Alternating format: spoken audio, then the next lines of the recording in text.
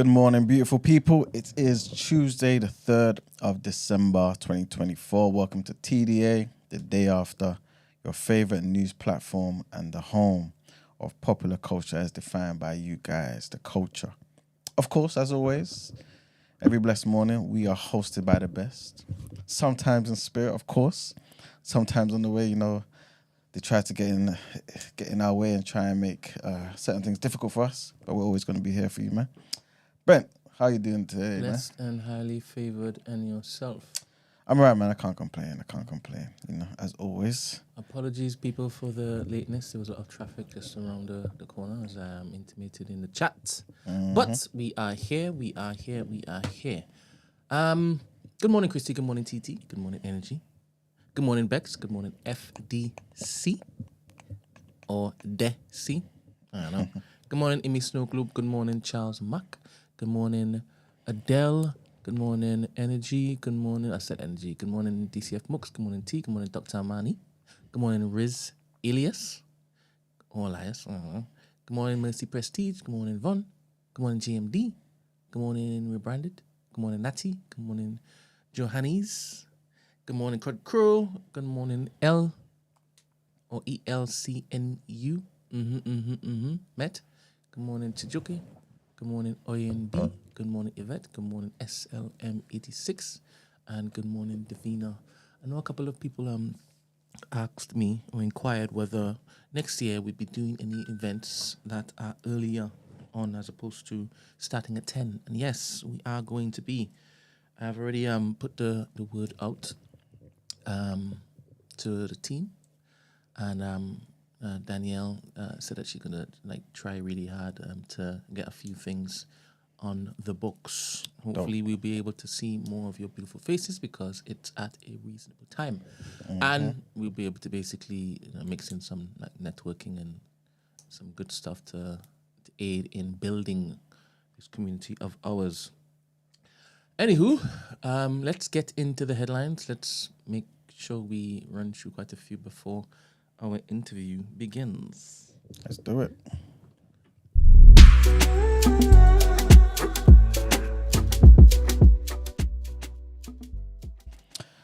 Oh, man. Brent, the first headline, man. What is it, trigger warning? No, it's not even, yeah. I mean, to some degree, but it's not even that. It's basically the fact that Israel has threatened to respond with force. Why? Because Hezbollah has fired toward IDF. And so the ceasefire has been violated. Oh. Mm-hmm. So Israel's prime minister says he will respond with force after Hezbollah fired towards an Israeli military post in disputed territory in Lebanon. 2 projectiles fell in open areas and no injuries were reported. Israel said that they have been launched towards Mount Dov, which is a disputed Israeli-held territory known as Sheba Farms in Lebanon, where the borders of Lebanon, Syria, and Israel meet. So Hezbollah said it fired projectiles as a defense and warning response after what it called repeated violations of the ceasefire deal by Israel. Right? So the attack was Hezbollah's first since the ceasefire was enacted last week. It said that complaints to mediators tasked with monitoring the ceasefire were futile in stopping these violations. At least 4 people have been killed and others left wounded by Israeli strikes on Lebanon in recent days, including 2 people today. Right? So that was basically last night. Before the Hezbollah fire, Israel carried out at least 4 airstrikes and an artillery barrage on different parts of southern Lebanon, including a drone strike that killed a person on a motorcycle. So this is all according to Lebanese state media. So Israel's the ones who violated, basically. You know what I'm saying? If we go by, obviously, Lebanon's account, obviously the Israelis will say something else. But it's a joke to him, man. Yeah. As in, what, the pump fake? Yeah, why are you making everyone feel hopeful and, you know what I mean, that, at least we can get some sort of peace over Christmas? I know none of them celebrate it, but still, you know what I mean? Oh, so you thought there would be a ceasefire during Christmas time? Yeah, at least longer than a week. You know what I mean? I didn't think it was going to be the biggest one because I feel like obviously the main action, the main cause of everything is for Gaza and it's for Israel. Yeah. But at least, this will calm down or something. This is less than a week. What normally happens during the festive period in Israel? I have no idea, man. You sure they don't celebrate something? Yeah, they celebrate something. What is it again? It's not Passover. Is it Passover? No, Passover is usually around Easter time. I can't remember. Okay. They celebrate something.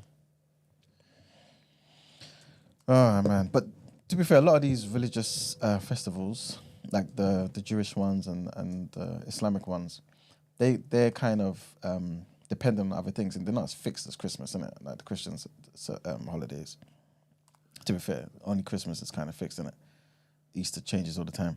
Wow. So it says here, it's only celebrated by the Christian minority and visitors to the country. While it is not a public holiday for the majority, Christmas holds special significance for Christian communities and is observed in different ways. One, in Bethlehem, the traditional practice is to recognize the birthplace of Jesus. I don't know what they do. Christmas Eve, Mass at the church, nativity plays, parades, street decorations. So they do Hanukkah. They do put themselves stuff. People in chat saying Hanukkah. I think it might be Hanukkah, Hanukkah. Yeah. So yeah, but yeah, as for Christmas, obviously, the Jewish faith doesn't recognize Jesus, innit? In any way, shape, form, or fashion. So it definitely won't be Christmas. But yeah, man. Our next headline, French Prime Minister Michel Barnier faces a vote of no confidence in his minority government after using special powers to push through a social security budget bill without a vote by MPs. So the government is unlikely to survive the vote, which was triggered this afternoon by the radical left France Unbowed, which is LFI, which is the opposition party, and the Marine Le Pen's far-right National Rally RN party. It's likely to take place on Wednesday. Despite last-minute concessions, Barnier clearly did not think that he would be able to get his budget bill over the line. The New Popular Front, which is an alliance of several left-wing parties, came out on top against Macron's supporters and the far right following early elections in July. The alliance was left furious by Macron's decision to veer to the centre-right by picking Barnier as his new prime minister and promised to vote against the government. This has meant that Barnier has, until now, had to rely on the RN for his government's survival. RN, which is the far-right National Rally Party. And our last headline, the Ministry of Defence is wargaming a major conflict to stress test supplies of ammunition and equipment in a wartime scenario. So the MOD says it's the first war games to involve representatives of the defence industry alongside military commanders and officials. The week-long exercise began on Monday in the morning and is taking place at the Defence Academy in Shrevenham in Oxfordshire. The Defence Secretary John Healey said that the reason for the exercise was to ensure the government and industry are capable of innovation at wartime speed. Healey was speaking to the BBC and said that the war gaming would work through a range of scenarios in which we may be placed by conflict. We may be faced with protracted fighting, and we may be faced with severe disruption in supply chains. So the war gaming coincides with the launch of the government's defence industrial strategy. And the Defence Secretary says that the strategy will help create a more innovative and resilient supply chain and boost British industry. You know what, let me do a couple of more headlines. Trigger one on this one as well. A teenager has been given a minimum jail term of 29 years for murdering a woman that he shot in the head through her front door. Leanne Gordon was 42 and had only just returned from holiday in Jamaica with her 2 children when she was killed outside of her home in Hackney, East London, on the 5th of December last year, 2023. Joshua Alexander, 17 years old, was given a life sentence at Old Bailey earlier. And the court previously heard that Miss Gordon had been the unintended victim of a feud between rival gangs and that she had been trying to protect her children from gang violence. The judge, David Aubrey Casey, lifted a reporting restriction on naming Alexander, and he turns 18 in February. So obviously, as you guys know, typically if you're under 18, they basically would restrict your information and that, but the judge lifted that. The teen denied being the gunman, but was found guilty of Miss Gordon's murder in October, following a trial at the same court. The jury also found him guilty of attempting to kill a 17-year-old boy and a 21-year-old man who was shot in the street during the same attack. Next headline, and caps on political donations are being considered by ministers as part of a sweeping reforms to the UK electoral system. Labour is examining proposals to limit how much individuals and companies can donate to political parties as part of an effort to tighten the rules around money in UK politics.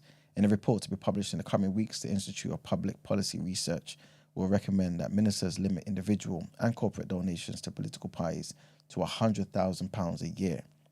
And The Guardian, who basically is reporting on this, they understand that officials have sought more details on those proposals, though the work is still at a very early stage and would come in for the second half of this parliament. It comes amid speculation that Elon Musk, who's the billionaire who owns the platform X, could donate $100 million to Nigel Farage's Reform UK party, Brent. You hear that? 100 million. 100 million, 79 million pounds.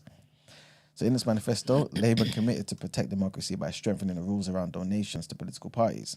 At the core of this pledge is an aim to tighten the protections around foreign interference in UK democracy. Do you feel like they should that be allowed though?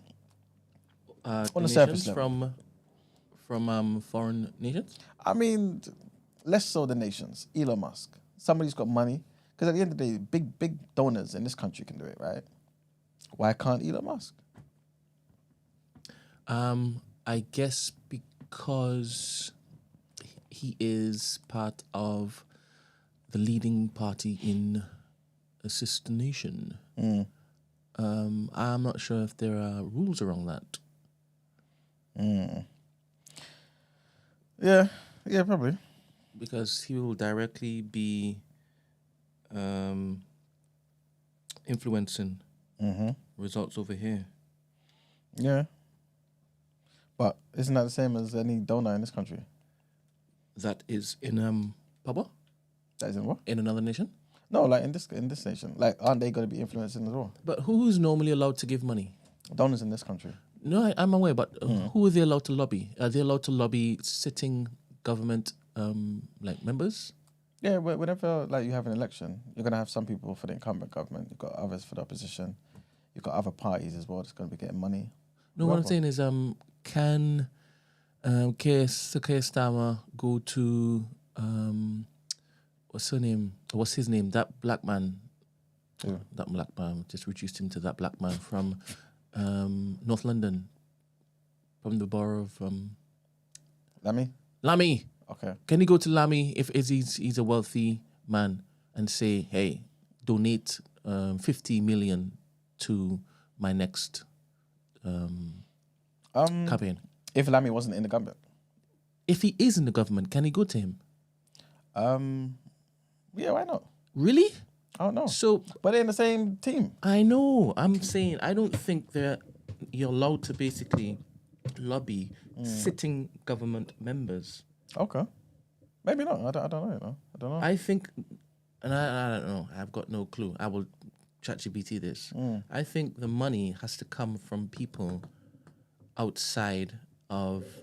Okay, outside of the MPs sitting. Okay. Like sitting lawmakers and policymakers and whatnot. Yes, you can go to the members of your party, right? Because they represent just normal civilians, right? Business owners and this, that, and next. But I don't know if it is that you can go to Trump and say, yeah, can I have some money? Yeah, but Trump's like the equivalent of a Lammy. You know what I mean? No, as in, I'm starting with, in this country, having a member of a government party. And then I'm going over to the US and saying he's also a member of a governing party or will be a member of a governing party in January. Is that why you're saying that about Elon Musk? Because he is going to be one of the people who are heading up Dodge, him and Vivek. Yep. And he will be sitting.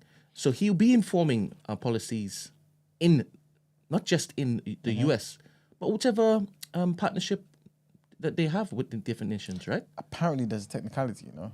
He's going to be heading it up with Vivek, right? But he's not actually going to be officially as part of the actual cabinet. Republicans. Yeah, the cabinet. It's basically it's a way for him to get around something. So, well, there you go. What is it? It's something where because of how much I can't remember what it exactly is. I'm not too sure if it's down to how much he owns or the influence that he has or something. But he can't actually be part of the cabinet. So he's going to be kind of just consultant. Yeah, one of those ones, isn't it? So he can be part of it, but without being part of it. Well, maybe that leads to my my theory. Sure, indeed. But do you think that they should be able to get money from wherever they want to get money from? I mean, I understand why you shouldn't allow it. And to be, To be fair, is Trump allowed to use his own wealth to do things for his own term? I think so. Is it? I think so. Or is he not supposed to show how he spent his money and it's not supposed to be from his own pocket? I feel as though he could do it. He just has to account for it. So, okay, cool. I'm putting this amount of money in here. I understand the campaign, Yeah. but when he's sitting, So what's the money for then? If he's whilst he's sitting in government? what money? His own money? Yeah. I'm thinking it's not supposed to be for the stuff that he's doing. He's supposed to, the tax he's collecting from people, that's what he's supposed to be using to do this. He wouldn't use his own money for that. No chance. You wouldn't do that, would you? I just asked you if it is that he can. You said, yeah, he should. I thought you meant for campaigns. That's why we said not no, campaigns. when he's sitting. No. But why would you? Why would you use your own money for the country? To do more than what you are allowed to do based on taxpayers' money. No chance. No chance. Your own money. So you're just saying that based on self-interest. You're saying you're not going to dip into your pockets. Yeah. You'd rather basically print more money in order to. I wouldn't print money. Like, we just don't have the money. Why is it? Why? No, my bear in own mind, money? I agree with you. Yeah. I don't think that anybody would want to do that. But let's just say you are, I don't know, Elon Musk, and you've now the president. Are you allowed to dip into your stash to basically do whatever you want? If it is that you're not seeing it coming through.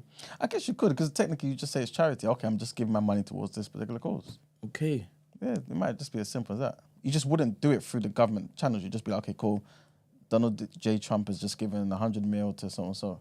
You know what I mean? Because your government just doesn't have the money for housing. So I'm just going to do this, give it to housing. But you would never just give it to housing. You would set up a business and you do it for a business. So you gain something back. What normally happens, we're going back to the UK now, what normally happens when donors give money? What's the perception of that to the public? You normally say it all the time here. There's a particular community that gives a lot of money, that patronizes these particular governments. What do you normally say? What, that they're trying to influence or something? Yeah, so they normally hold, if they hold the purse strings, they hold the minds and actions of the ruling class, right? Cool. So wouldn't that be the same if Elon says, here's 150 million? Yeah, 100%. We perceive that way. Yeah, 100%. Right? And people be like, no, we can't have America governing our politics. 100%. But I'm just seeing it from the perspective of, even if the guy is English or British or whatever, he can do that as well. So what really is the difference? Like, no, he can, 100%.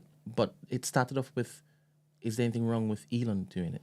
Yeah, I'm just seeing it from the perspective of somebody who has money and can donate. Like, in any other thing in life, you can give money to somebody. You know what I'm saying? So why is it that we're limiting him? If, for example, he's got a friend in the UK who wants to, bring about some good change, at least from his perspective, and give him 100 mil. Well, I think maybe even the reason why we're reporting on it is there may be a loophole. Because if it's illegal, then I don't think it will be in the press like this. It might go through some sort of subsidiary or back channel. I don't know. Yeah. That's chump change to him, right? 100 mil. Is it not chump change? How much do you think he's worth? Because isn't he the richest? Right? Isn't he the richest man? I think so. Because he overtook this guy the other day. Bezos. Yeah. It goes back and forth between all these guys. He might be like, what, 100, 200 mil? 200 bill? Something like that? At that stage, like, what are you doing? Are you wearing clothes in public? Like, what are you doing? Oh, man. Are you listening to women?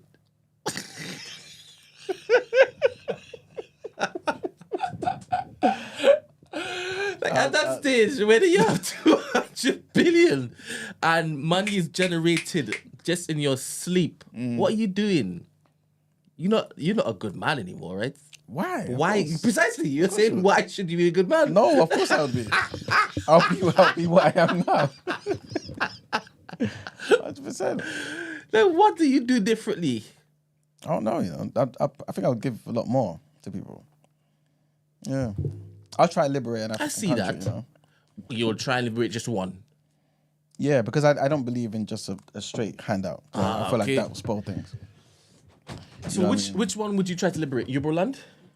Oh, that would definitely be something I think about. Serious? But yeah. Come on, I'll try to. No, I'll think about it. I don't know. It depends on what the people want. You know what I mean? I wouldn't try and decide for us. Which people? The Yoruba Yorubaland people? Yoruba people, yeah. And Nigeria as a whole. You know what I mean? Because why put money into that to try and separate and then create a war potentially? Same thing happened in, 66? You know what I'm saying? So 66, 67. What's the point of doing that? Like, you want something that benefits the people. So, yeah, no, I wouldn't just decide. But if I feel like an African country is maybe on the verge of going to the IMF for a loan or going to China to get people to come and build infrastructure, I'll give them the money for it. That sort of thing. Yeah. But I'll put a lot of money into growth. Like training up people back home to be self-reliant. So don't have to speak to other people out there. And how does it look? What does it look like? Them being able to say no to the IMF from China? Yeah, 100%. Or just say no, like, just not go to them because you don't need the money. Oh, we don't need a loan for this new railway. We don't need a loan for the gold mines. You know what I'm saying? What would you do if it is you giving it to them and they've gone to squander it? The I don't know, the 12 men responsible. This is why it out. This is why I would give some, and some I'll put into certain, like, to be a business. Because again, this is why socialism fails, man. Because you put money into things, people think the money grows on trees, and they don't value it. You know what I'm saying? Like, it just doesn't work. So you've got to give certain money, some money, and that money, just know that you ain't gonna get it back. That's fine. I'm just giving that money. But some things have to be a continual thing, and I feel like the best way to do that is private enterprise. Would you have public lashings, floggings I wouldn't for be the men who you give it to and they squander it? No, I wouldn't do. How would you teach them not to steal your money? Or I leave that to the law system, man. You know what I mean? you're gonna trust the law system? Yeah, I'll speak to them. So you trust the Nigerian law system now? No. But remember, they don't have my money now. So okay. when I go there, I'll be like, yo, this is what I want to do. How feasible is this? Can you guys protect that so-and-so? Can you put certain people who's reliable? Can da-da-da-da-da. These are the consequences. If not, da-da-da-da-da. That sort of thing. Yeah. You know what I mean? So, of course, if people want to be animals and start squandering money, then maybe I'll get the military involved. Maybe. Who knows? I don't know. But and are you also giving money to the military so you can control them? No. So who are you going to control? Because somebody has to basically govern. I don't believe in control, though, innit? I'm a freedom person. You don't believe in control? No, man. Why are you surprised? I don't believe in control. No, minimal control, I should say. What minimal the hell? Control. Yeah, it's true. Why do you think I believe in control?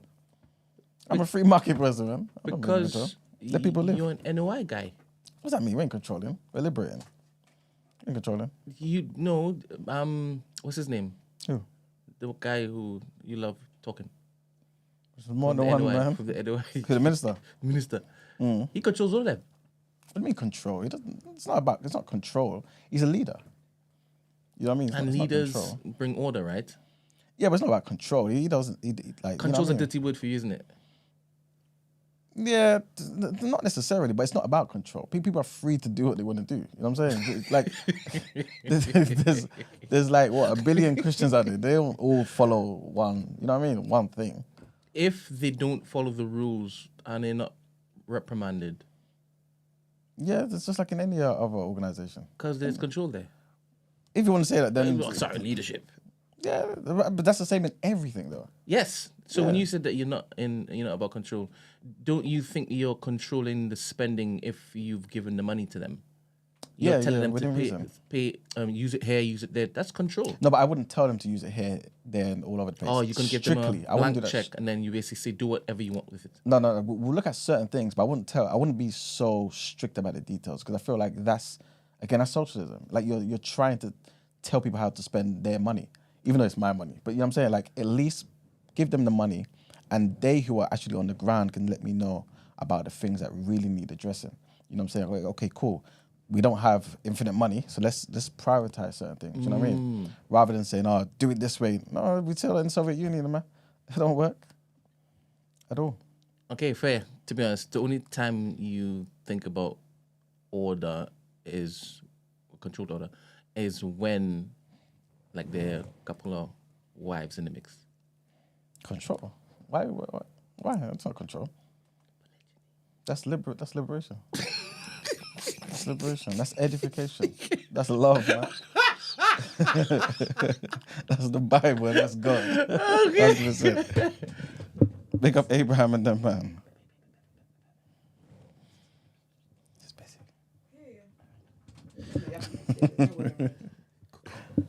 All right. What next headlines? No, man. Topic of the day. All right then.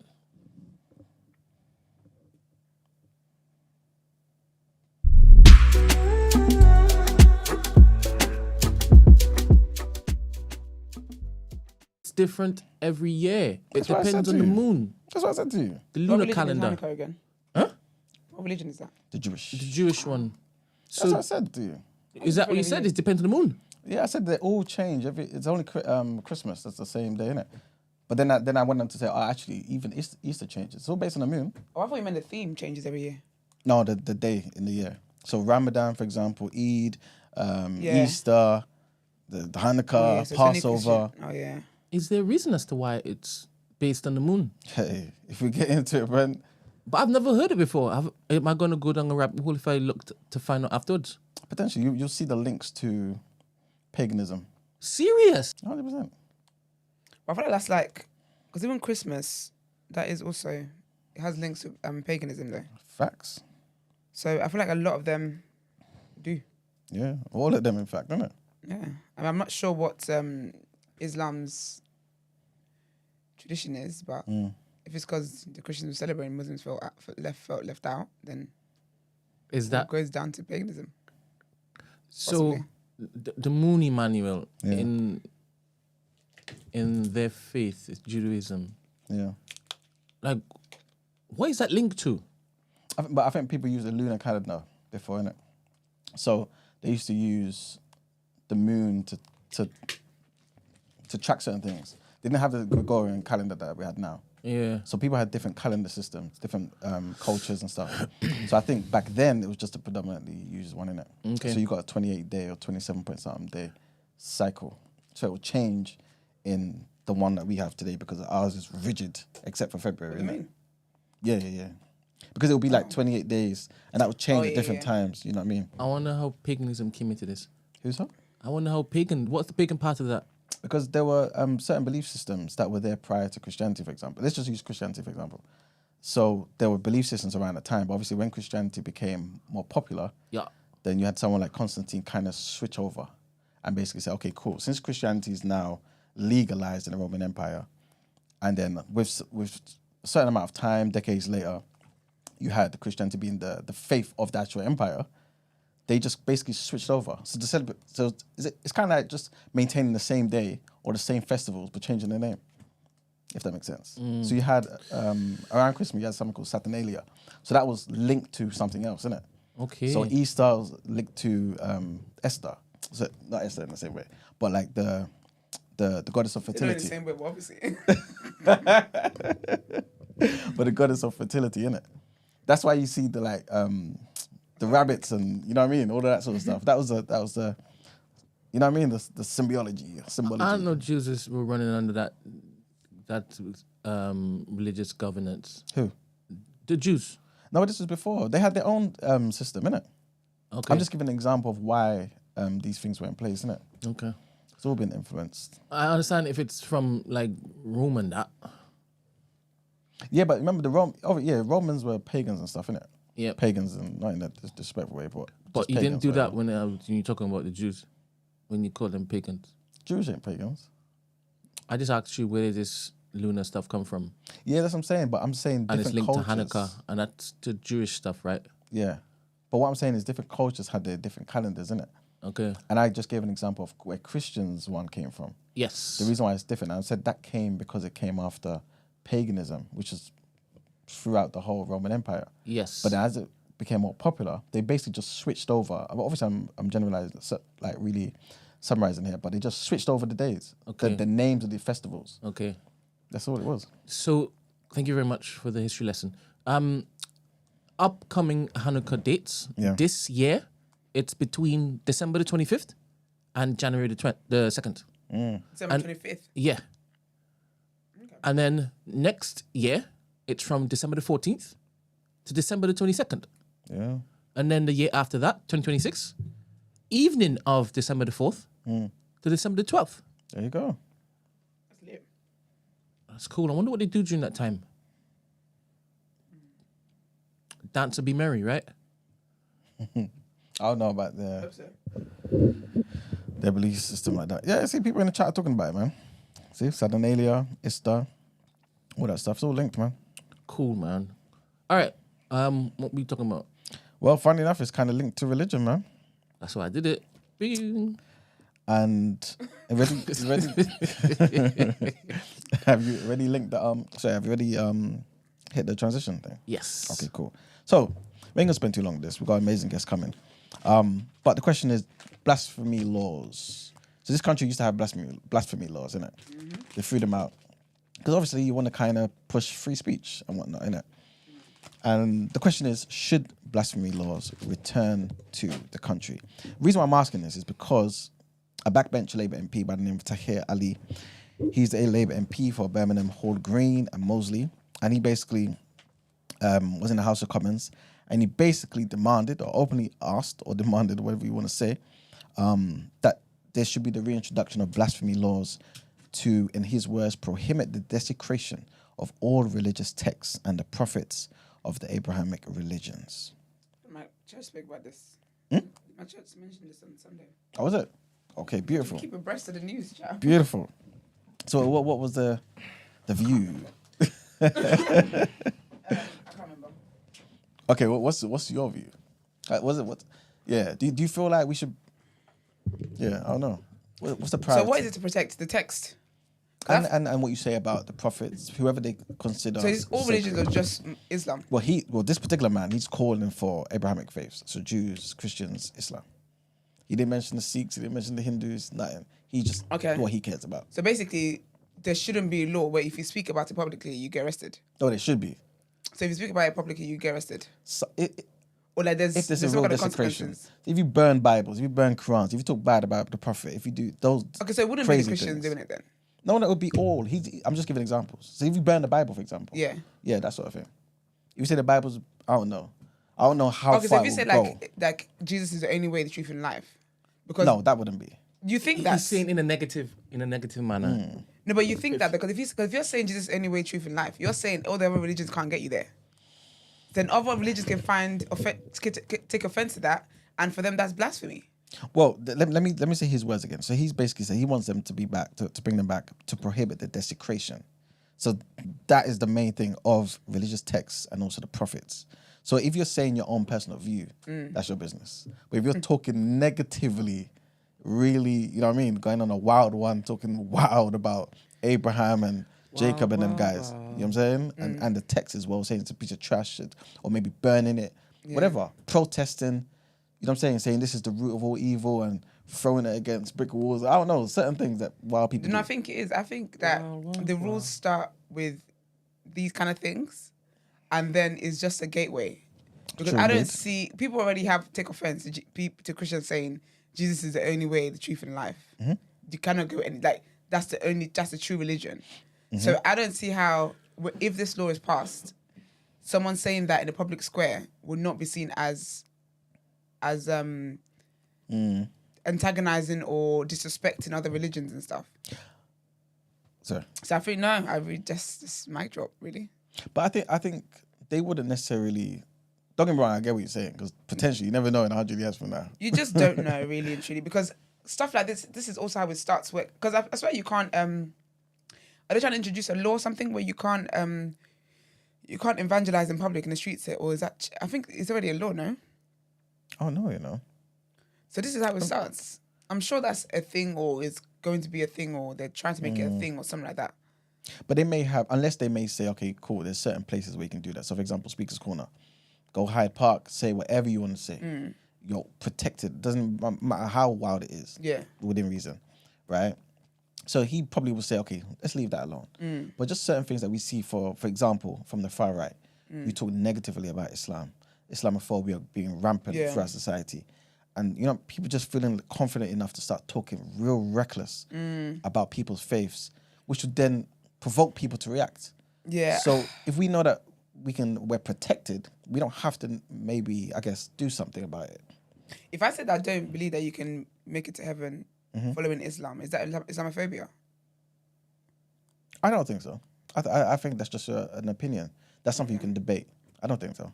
Because I feel like that's my thing. I feel like sometimes these laws are a gateway to more things. So it's not going to because really, I don't know how many Bibles and Qurans been burnt recently publicly, but what is it that inspired him to say this? I get this Islamophobia, fair enough. But what is it that has, like, what's the stats of things that have happened that's so harmful recently for it to be a case where let's do this? I'll give you an example of something that happened in 2021, but I think it's more so, I'm assuming it anyway, that his opinion would be more so we just don't want to see or hear people doing it. Okay. Not necessarily that they do it often or whatever, but you know how obviously people be provoked to want to kill people for their God and all that sort of stuff. We don't want none of that in society. Let's be fair. Let's allow people to practice their belief systems in public or in the privacy of their homes or whatever, and not feel as though there's someone out there mocking. You know what I'm saying? That sort of thing. But then remember in France? Wouldn't that be hate crimes though? Yeah, it might fall under that, but religion's kind of exempt from that because this country got rid of those laws. Basically saying free speech should allow somebody to criticize somebody's faith, criticize someone's belief system, their scriptures. We should be allowed to look at someone's book and say, wait a minute, 2,000 years ago, you guys were talking about killing certain people, all that sort of stuff, and criticize it openly. But some people obviously don't like that. So I think he's basically saying, let's bring that back. But then criticism, though, is free speech. This is it. This is why the country got rid of it. Yeah, so it's interesting how they're going to... How would you implement that? If it's not extreme things like killing somebody for their religion, which I've always assumed that was a hate crime. Or burning their texts. If it's just people giving their opinions and saying, no, I don't believe this or blah blah blah blah and whatever else, I don't see how that is something to be thrown in prison for. Yeah. Or do you know what I mean? Like, I don't see why there should be a law for that. Well, it made it. Okay, I'll give you an example, right? So in 2021, a teacher at Batley Grammar School was forced into hiding, and disgracefully for our, well, this is according to the article anyway, and disgracefully for our society appears to still be there, still in hiding, after he received death threats for showing cartoons of the Prophet Muhammad in class. So in Islam, that's banned. No images of the Prophet at all. Okay. This guy is in class showing cartoons, right? In that same year, there were protests outside of the cinema against a particular film called The Lady of Heaven, and this happened in Birmingham, Bradford, Sheffield, and basically there was a film outside of Cineworld, that was supposedly portraying Aisha, which is one of the wives of the Prophet, right? Yeah. In a disparaging light. So basically, that sort of thing, you know what I mean? Because obviously every belief system will basically have certain things where they say, listen, don't cross this line. So this isn't to do with all the Abrahamic religions. It's to do with Islam. Well, he's a Muslim, isn't it? So he's obviously going to start from there. No, that's convenient. Because, So it's just, it's to protect Islam.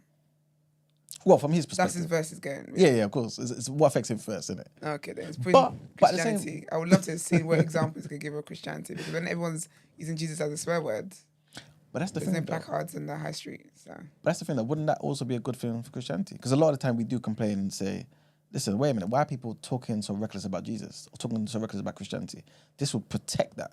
I think part of that is rooted in Islamophobia, which is so ironic. I think part of like all of this quote unquote fear that people have regards to Islam is actually Islamophobia. I don't know if I was Muslim, I'd think it's Islamophobia. Because there's always this, and that's where we get these negative stereotypes against Muslims. I think a lot of it is rooted in Islamophobia. It's not by the Muslims themselves, but by the others. That's interesting. Do you see any positives that could come from this? Like, do you feel like the positives outweigh the cons, or the cons outweigh the pros? If we're going to be as strict with every single religion that's in this bracket, then fair enough. Yeah.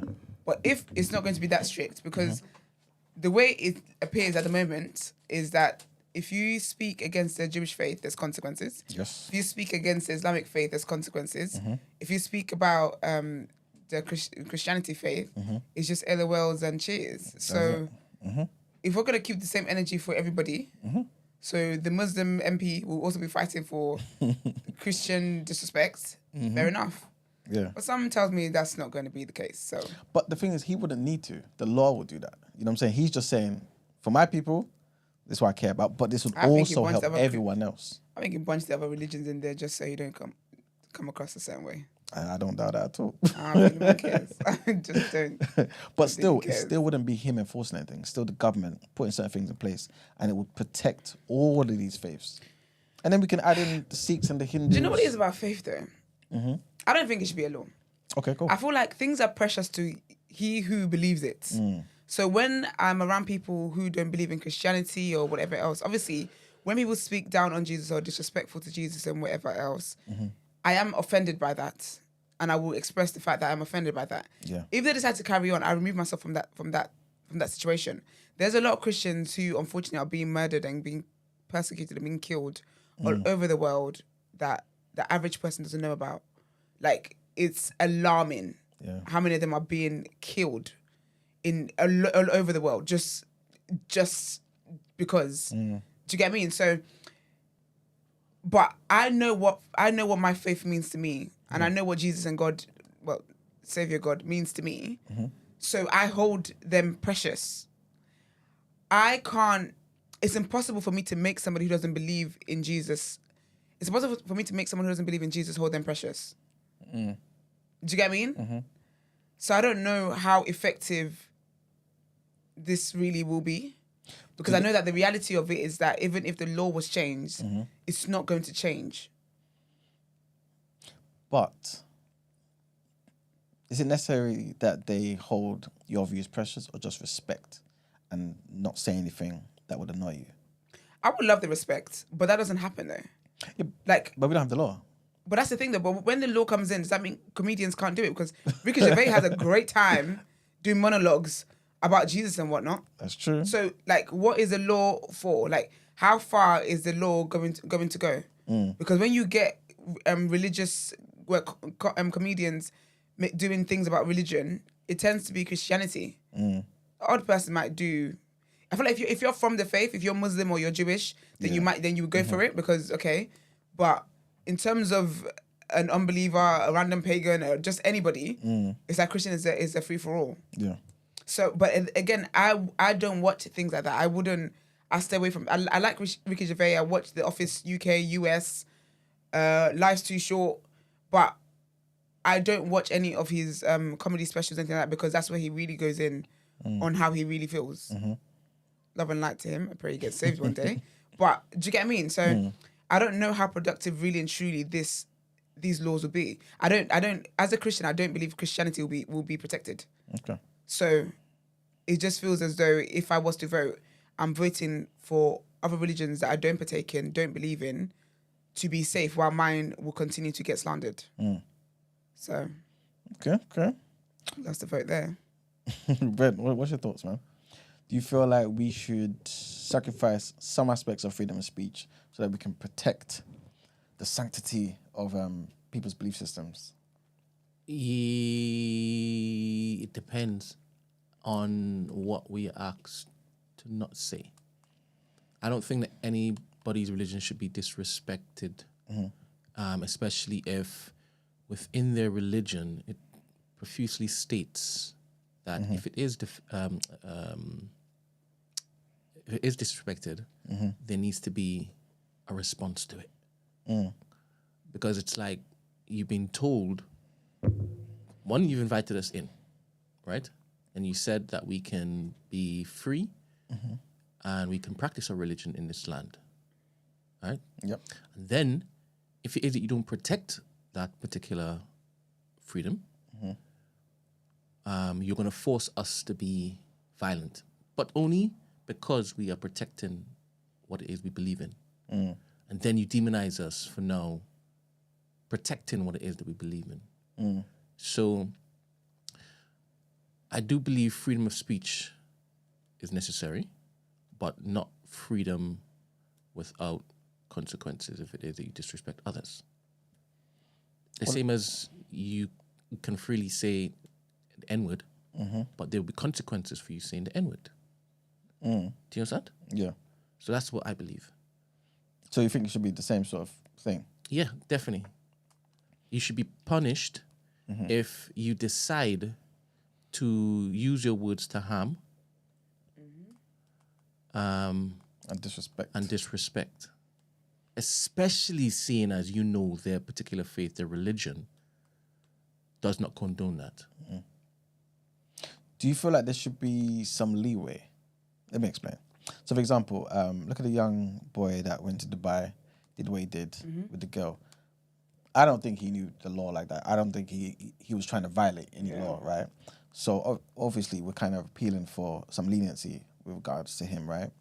In the same sort of thing here, if somebody didn't know that, for example, they couldn't say a particular thing about Jesus, for example. Yeah.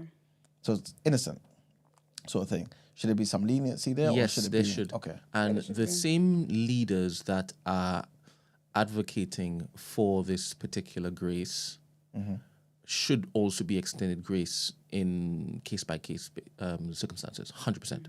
What do you mean by the same leaders? What do you mean? If I am a Christian and I am a Christian leader and I've come to present my particular case to society, and I say in my Bible it says you shouldn't do such and such. Please respect that. And I find out that one person got caught doing a particular thing, and I find out that they didn't know about this, that, and the next. I will be the one to come out to say, hey, don't lash them. Don't look to basically penalize them to the extent of the law. I believe this is a teaching moment. Let me extend grace here so that you can understand what our religion is about. You didn't know any better. Okay, I hear that. I guess that would make sense in the ideal world, doesn't it? Do you feel like we have a society that's like that? No, but you did ask me, like, we are creating this new Yeah, no, law. 100%. But I'm just saying, like, do you feel like we have people who want to be like that, who want to be understanding? Like, okay, cool, you know what? Teacher moment. That's in society in general. People don't want to be there. Like, people will call that person, oh, you were homophobic, but then it's coming from their racist lips.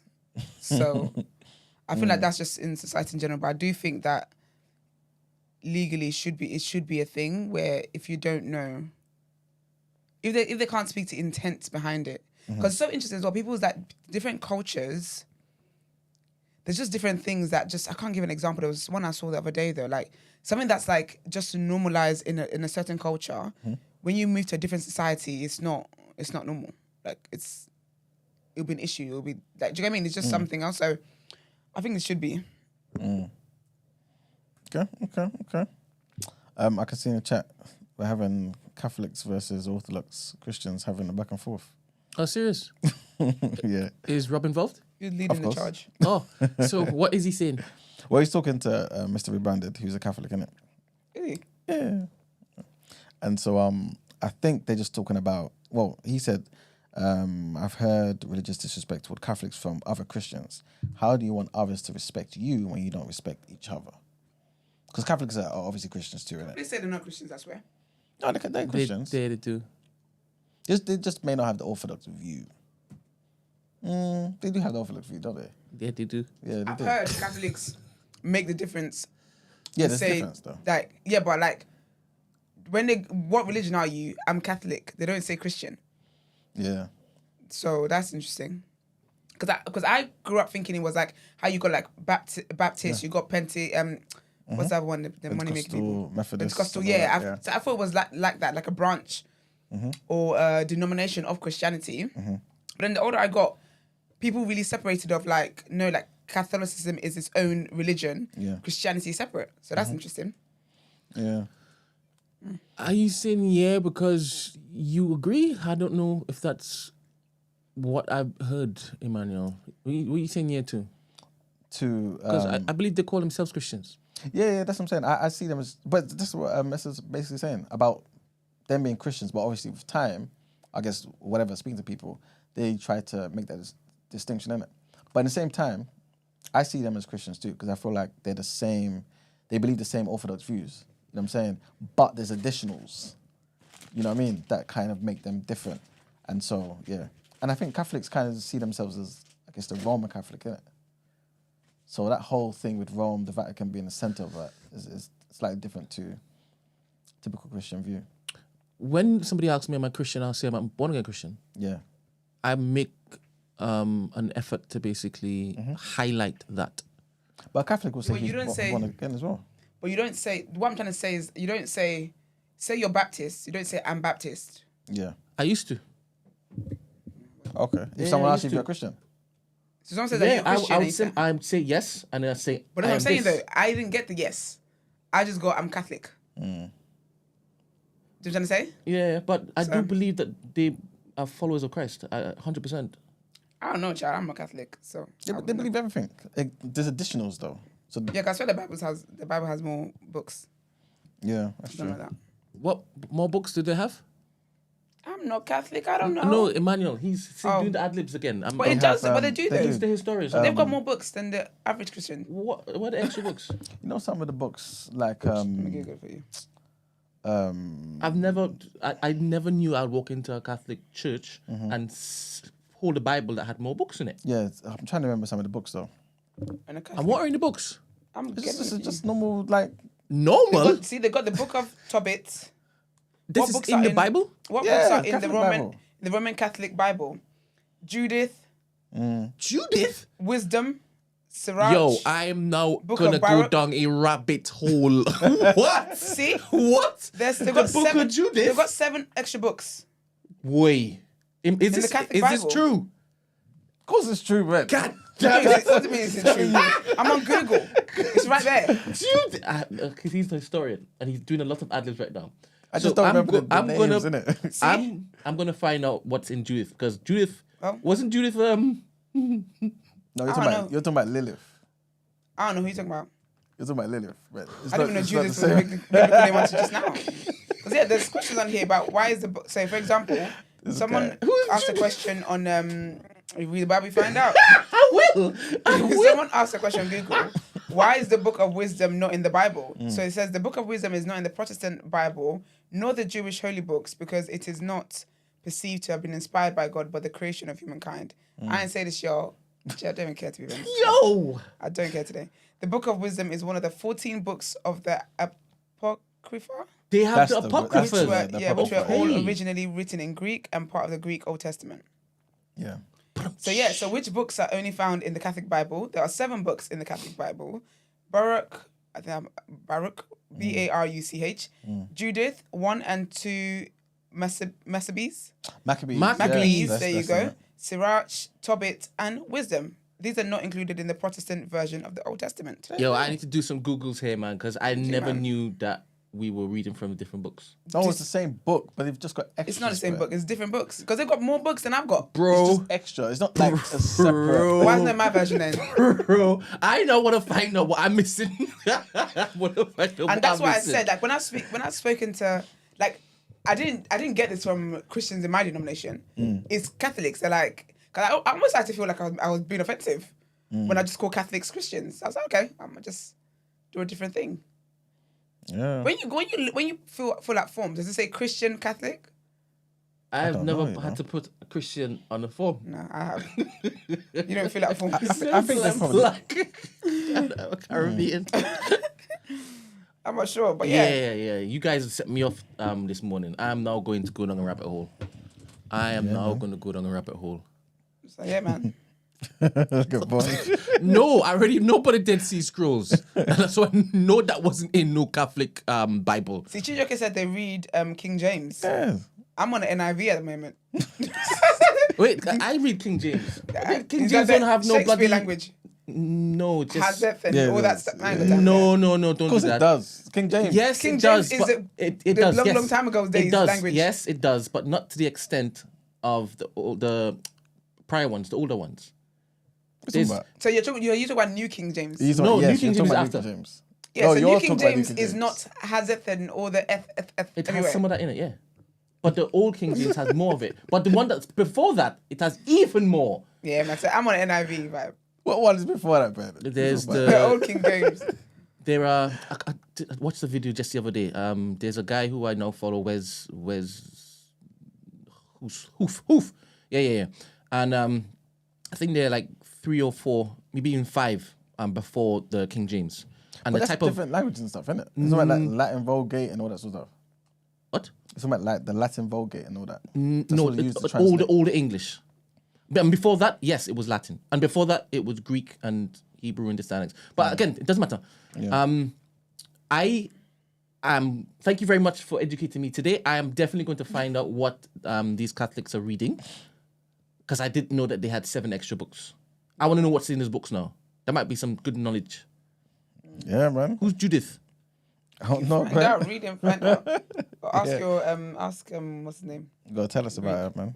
So, question. Who got together to basically decide on the canon? It happened over time. And I It's not one thought people. that was what was chilling in Rome. That's what it is that they were running with. What was one? What do you mean? The canonized Bible, the last rendition. That's what the church in Rome was preaching from. And isn't that who the Catholics stem from? Yeah. But I don't know what you mean by the last version. What do you mean by The that? one that I have in my hand, Yeah. minus the let's change it into more colloquial lingo, right? I didn't know there were 7 extra books in the Roman Catholics. Yeah, it's just because different denominations say we want this and some want this. But what is in the 7 that I don't know about? I need to find out. Yeah. Because they might believe certain things that I didn't know they believed. Yeah, but Catholics are very they're okay with reading certain things that they believe is not necessarily inspired but good for you. Do you know what I'm saying? Like, okay, cool, this is a fantastic thing. There's a lot of proverbs we can learn from this. There's a lot of this. This is something that we deem something that's fantastic. That will edify us. Is there any Gnosticism in the 7 books? I don't think so. Have you ever read the 7 books? No. I'm going to read the 7 books and I'll let you guys know if there's Gnosticism Let us in there. know, man. Because I don't think there is, Maccabees and the Judith, I want to know who these people are. They got rid of the Gnosticism. That wouldn't be in the Bible. That would be in the stuff that takes you down the rabbit holes, isn't it? That wouldn't be in the Apocrypha. Yeah, because Maccabees and all that stuff. That's real. That's in the Torah and stuff, isn't it? Well, yeah, Oh, so the Maccabees is in the Torah. yeah. So I'm using the Well, Reborn the Old version. Testament. Yeah. Huh? Yeah, the Old Testament. Yeah, because there's books in the Jewish. The Torah is the law, basically. Yeah, that's the first 5 books, and the Pentateuch. But no, the entire, the Old Testament. Yeah. Yeah, in that they've got the Maccabees, So I might be, and there's other stuff as well. God forbid me, because you know my heart is clean. So I might have been operating on 70% when I could be operating on 95.2 if I had these 7 books in my life. That's the way he said. You might be a Catholic, bro. I'm saying the Holy Spirit told you not to say that sentence and you went ahead and did it. No, I said God knows my heart. Yeah, that's how it works. That's how it works. Oh Lord, forgive me. I'm just about to have some sex. That's how it works. No. Oh Lord, forgive me. I'm about I to didn't find it lie. was in these books. I didn't know. I love this show, man. God damn it. Oh yeah, there's 2 for 2. Okay. God knows that again. All right, are we finished with this? Yes. Let's go. More headlines. Gosh. I did not.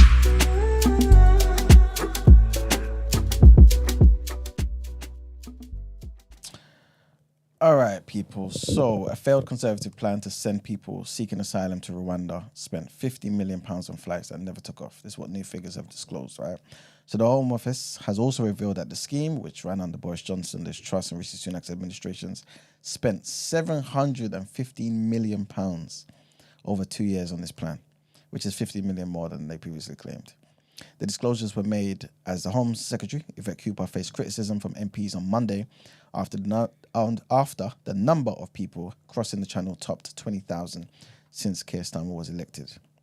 Data shows that ministers authorised the payment of £30 million in 2023 to 2024 to secure flights and trained escorts for detainees, to prepare airfields and provide money to pay for police who helped to secure the airfield. A further £20 million was spent on flight-related costs up to June 2024. The Rwandan government has received payments of £290 million after Johnson signed a deal with Paul Kagame's regime. And another £280 million was spent on other fixed costs, such as the development of digital IT and data systems, legal costs and staff costs as well. So the extra £95 million was spent on detention centres to hold the people before they could be sent to Rwanda. Do you see how they've squandered this money? And you people want to tax people more. This is what I hate. People are not recognizing. Can't keep saying, no, it's okay for tax. This is what they do with your money, man. Next headline. So Chris Wormald has been named as the new cabinet secretary and the head of the civil service. The 56-year-old, who will now advise the Prime Minister on key policy decisions, will replace Simon Case in a £200,000 a year role on the 16th of December after he announced that he's stepping down for health reasons. So Chris is currently permanent secretary at the Department of Health and Social Care, advising the health secretary on policy and managing the budget since 2016, all through the COVID pandemic. So Keir Starmer, who gave final approval for Sir Chris, said that he brings a wealth of experience to this role at a critical moment in the work of change that this government has begun. Our next headline, trigger warning on this one, man. Sad news. And at least 56 people have been killed after violent clashes during a football match led to a stampede in Guinea's second largest city of Nzekore. This is according to the government. So they put out some information basically saying that protests of dissatisfaction with refereeing decisions led to stone throwing by supporters, resulting in fatal stampedes at Sunday's match. Hospital services have put a provisional death toll at 56. The violence broke out during a match on Sunday afternoon, where rival fans stormed the field following a controversial referee decision. Earlier, health officials quoted by the AFP news agency put the death toll in the dozens. They said there are bodies lined up as far as the eye can see in the hospital. Others are lying on the floor in the hallways. The morgue is full. Guinea's Prime Minister, Ba Uri, condemned the violence and urged the calm in a statement posted on X on Sunday. He said that the government would issue a release once it gathered all the information.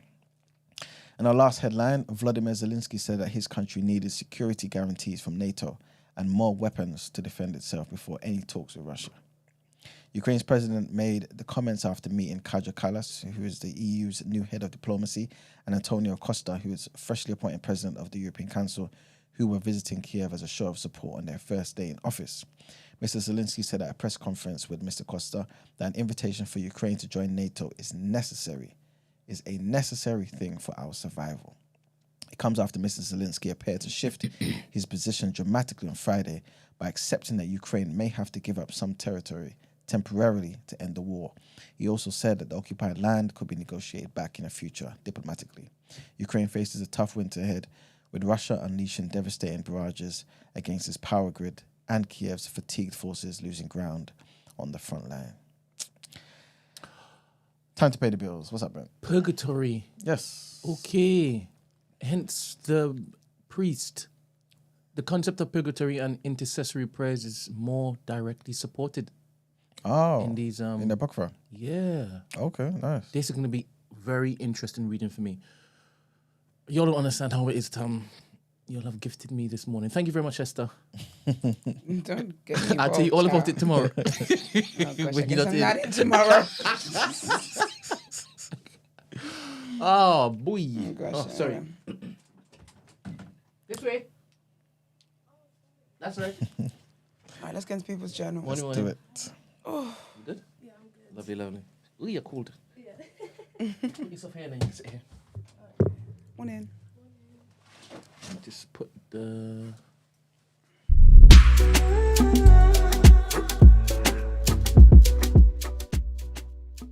Okay. All right, people, welcome to the People's Journal, where I give the news from an economics point of view. There isn't much to talk about today, man. I did want to mention how Elon Musk, he's back in the news, man, and the judge has ruled that his record-breaking $56 billion pay award will not be reinstated. So there was a decision made in Delaware court, and it comes after months of legal wrangling. and whatnot, despite it being approved by shareholders. I think we spoke about this a few months back as well, that the shareholders and the directors at Tesla, they're all cool with Elon Musk getting his 56 billion award, right, from Tesla. But the judge is like, no, this is too much money for you, man. So they don't want him to have it. There's more details, but yeah, they're in court. And Judge Kathleen McCormick basically upheld her previous decision from back in January and said, look, listen, man, the board members are too heavily influenced by Mr. Musk. How do I really know that you guys are really happy with this? You know what I'm saying? His influence obviously is seen in the world anyway, so how much more his own company? So I believe that's her decision making. Obviously, he spoke about this on X as well, and he basically said shareholders should control what a company votes and not judges, especially if those judges ain't even part of the damn company. But Tesla's obviously vowed to appeal the ruling, and they're saying that the decision that was made by the judge is wrong, man. They also said this ruling, if not overturned, means that judges and plaintiffs' lawyers run Delaware companies rather than actual rightful owners of the companies. Esther, you're a tea drinker. I'm a tea drinker. Do you like herbal tea? Do you like Thai food? Love a herbal tea. No, I don't drink proper tea. I drink like normal tea randomly. I think I've drank it in the last 2 years. But a good trick is to throw some whiskey in there. Slaps. Absolutely slaps. My granddad's recipe. All right. Well, Thai food, they're basically done at it because a lot of people like you don't like them. Nah, everyone knows about, is it PG tips? What's that one? Everyone likes PG and that, innit? I know you call a tea Thai food and think I'm going to... No, that ain't it. But yeah, they're in trouble, man. They basically fell into administration in November. You know, they've been around for 120 years. Really? Yeah. Oh, that's horrible.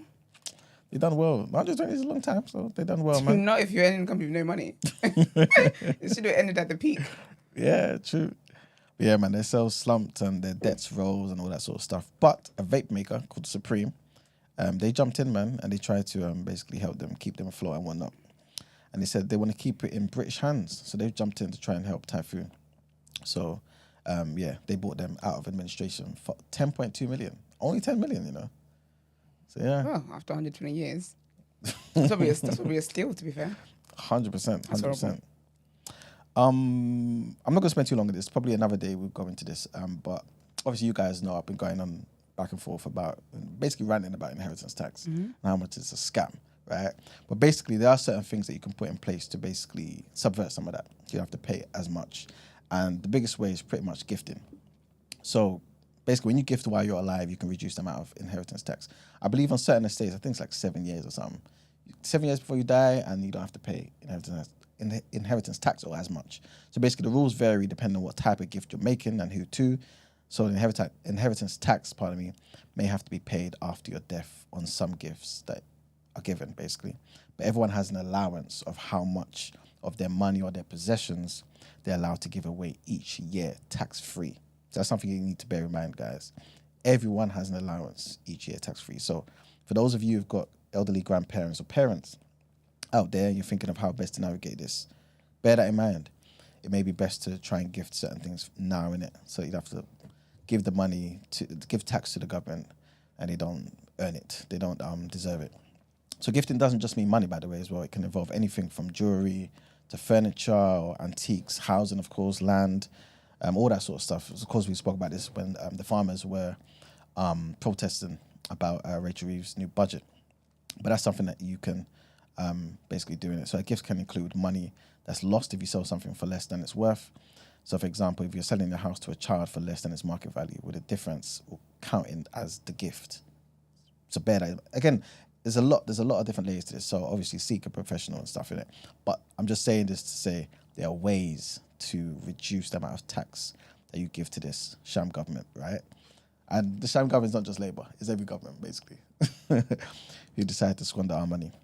But yeah, another day we can obviously get into that. But yeah, let's quickly get onto the reaction because we've got an amazing interview, man. We sure do.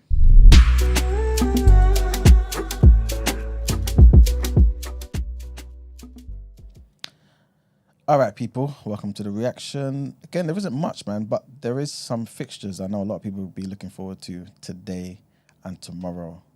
Ipswich are going to be playing Crystal Palace today, 7:30. Leicester City is going to be playing at home against West Ham.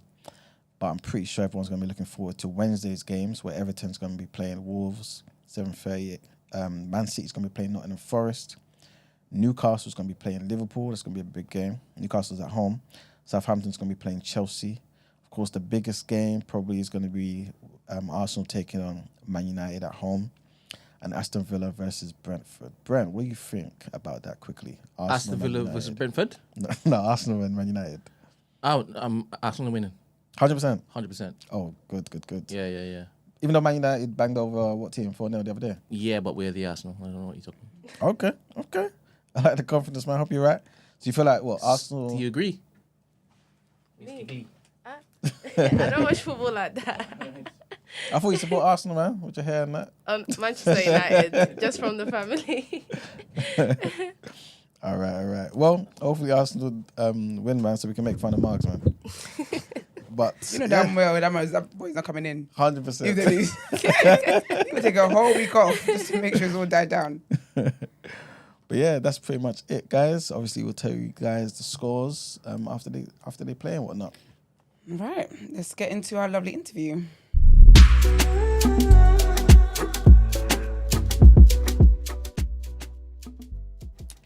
All right, we have a lovely guest with us today. Lady, please let people know who you are. So I'm Danielle Colleman. I'm a mental health coach, speaker, and facilitator, and I help people uncover the root causes of their traumas and anxieties and start to overcome it by rewiring their nervous system and putting practical things in place. Love it. I'm telling you, man. Absolutely love it. I'm telling you. We're going to get into it, but first we have a game that we play with all our lovely guests. Yeah. So it's a game of general knowledge and this or that. Okay. Do you know what I mean? There is, you have to answer as many as you can for a minute. Yeah. It's over 140 beat. Yeah. You just have to say the answer. If you don't know any of the answers, just say pass. So you can get to the next question. And we do care about what you get. Yeah. We care about your score. General knowledge, just know it's not my jam, so I've already said it. Everyone tries to do that and then they do really well. But okay, we'll see. Brent, are you ready? I am ready. Danielle? Yeah. All right. Should I start? Yeah, okay, cool. Okay, let me start. All right. 3, 2, 1. Singing or dancing? Dancing. What's the capital of Spain? Barcelona. What is the hardest natural substance on earth? Hardest natural substance? Cocaine? No. It's Religion or spirit? Religion or spirituality? religion. What is the square root of 4? 2. How many continents does the equator cross? 7. Okay. Chocolate or vanilla? Chocolate. What's the largest desert in the world? Safari? Wait, the Sahara? Yeah. What is the smallest planet in our solar system? Pluto. Phone calls or texts? Phone calls. What is the currency of Ghana? Cities. Who was the first black actor to win an Academy Award? I didn't pass. Knowledge or power? Knowledge. What's the first 3 letters of the word philosophy? PHY. What is the term for animals that eat both plants and meat? Hey. Pass. Let's ask for 2 more because we spent too much time laughing. For real. All right. God or evolution? God. How many rings are on the Olympic flag? Pass. Guess. Is 7 or 9? Might be less. 5. Yeah. There you go. Do you know cocaine took me out? This substance. To be fair though, it's how they package cocaine. It always looks like, to be fair, it looks like raw fufu. But it comes from a plant now. Before they process it. Really? I forgot. I've watched a lot of those documentaries, but I've forgotten what the actual plant is. That's so that's so what I just said. interesting. Yeah. Mm-hmm. It's interesting, because I was listening to a podcast. I was listening to, do you know the actor Sterling K. Brown? No. You've definitely seen him. He's just, I don't want to say it's hard to remember, but you've definitely seen him. But he's got a podcast with his wife. And I thought, oh, this lovely guy. I like listening to couples. I thought, oh, cute. They did ayahuasca, and it was just the funniest thing. I just really thought, I don't know if it's offensive to say to the ayahuasca committee or community. It's just drugs, People are just high. Yeah. People are just high. So when you just said about cocaine comes from a plant. And And then they just dose it in chemicals and then they do the whole process. A mess. That's what I know. A damn mess. An absolute mess. But how did you get into what you do? So when I came here when I was 13, I started to have heart palpitations. Where'd you come from? Ghana. Oh, nice. Yeah. So I started to have heart palpitations. Before that, I did not know what mental health was. I did not know what anxiety was. I was just a happy child. Fair. And then I was like, I thought it was a heart attack because like Bristol your heart will do it is to you, you know. literally your heart is beating fast and all of that. So I started to research it, and then I saw that it's heart palpitations is because it's an anxiety attack. And then I started to have other like signs like overthinking and all those things. Yeah. And at the time when I came in year 9, I also chose to do sociology. Okay. So I was learning about how the systems all work and this, that, and the other. And I used to watch a lot of prison documentaries as well. So from watching prison documentaries, especially Beyond Scared Straight, you saw that a lot of them... That's a good one. Yeah. Even though like the kids were bad, when you hear their story, it's messed up. They were not dealt the right cards. So I was like, okay, the story started to build up with all those things happening at the same time. And then I also started to look into childhood trauma because I was like, okay, that's kind of what I'm going through, because it's like I've gone from a stable environment in Ghana to an unstable environment here. So I started to do a lot of research into that. And then the last couple of years, I just have been doing that. And one thing for me was that even as a young person, I'm still a young person. I was like, before I have any children, I need to overcome my anxiety because it's going to transfer onto them. When I was 19, I got pregnant and then had my son. And when I found out I was pregnant, I was like, okay, I ain't got no more time to be wasting, because first I was like, you know what, I've got time, I'll just wait. I was working on it here and there, but I wasn't actually dedicating time to it. So I was trying, even when I was pregnant, my midwife did refer me to talking therapies. I went there, and then the woman, after the first session, the woman was like, no, in fact, it was midway through the session. She was like, you know what, let's talk about happier stuff, because I don't want you to put you under stress because you're pregnant. And I'm thinking, you know, this is my life, right? But let's talk about what? Happier stuff. Girl, it's therapy. Literally, she was like, because you're pregnant, we don't want to put you under stress. I am stressed, that's why I'm here. Literally, so do you think my stress is going to pause because I'm pregnant? So, you know, after the second session, I was just like, you know what, bun this, because this is not helping me. I need actual solutions. And before that, I'd just been talking. They're like, talk to someone. I was over talking. No one was actually giving me solutions to help with my anxiety. I'm still having panic attacks. I'm still overthinking. And I used to have like really bad migraines. Like one time I was walking to school with my friend, and as we're walking, I could barely walk at some point because like it felt like half of my brain, and then was like the front part and from my eye, it just felt like it was being squeezed. Like my migraines got that bad sometimes, and all because of like the stress and anxiety, because of things I was going through, and my bodily response to it. So obviously I'm pregnant now. That talking therapies has not helped me. So then I go even deeper into my research to understand kind of a bit more of the neurobiological side of things, and then how to rewire your nervous system with activities and practical things as well. So I started to do a bit more of that. And then after I had my son, I was in a way better space as well. Yeah. But then one of my aunties called me, and she was just over talking and just triggered me again. So now I'm in literally, I'm in the shower. I start overthinking again. And then I was like, nah. Then I started to go back to really understand where the anxiety comes from by asking myself specific questions. And I'm like, okay, so it comes from not wanting to upset people. It comes from not wanting to feel like I'm not good enough when I make a mistake.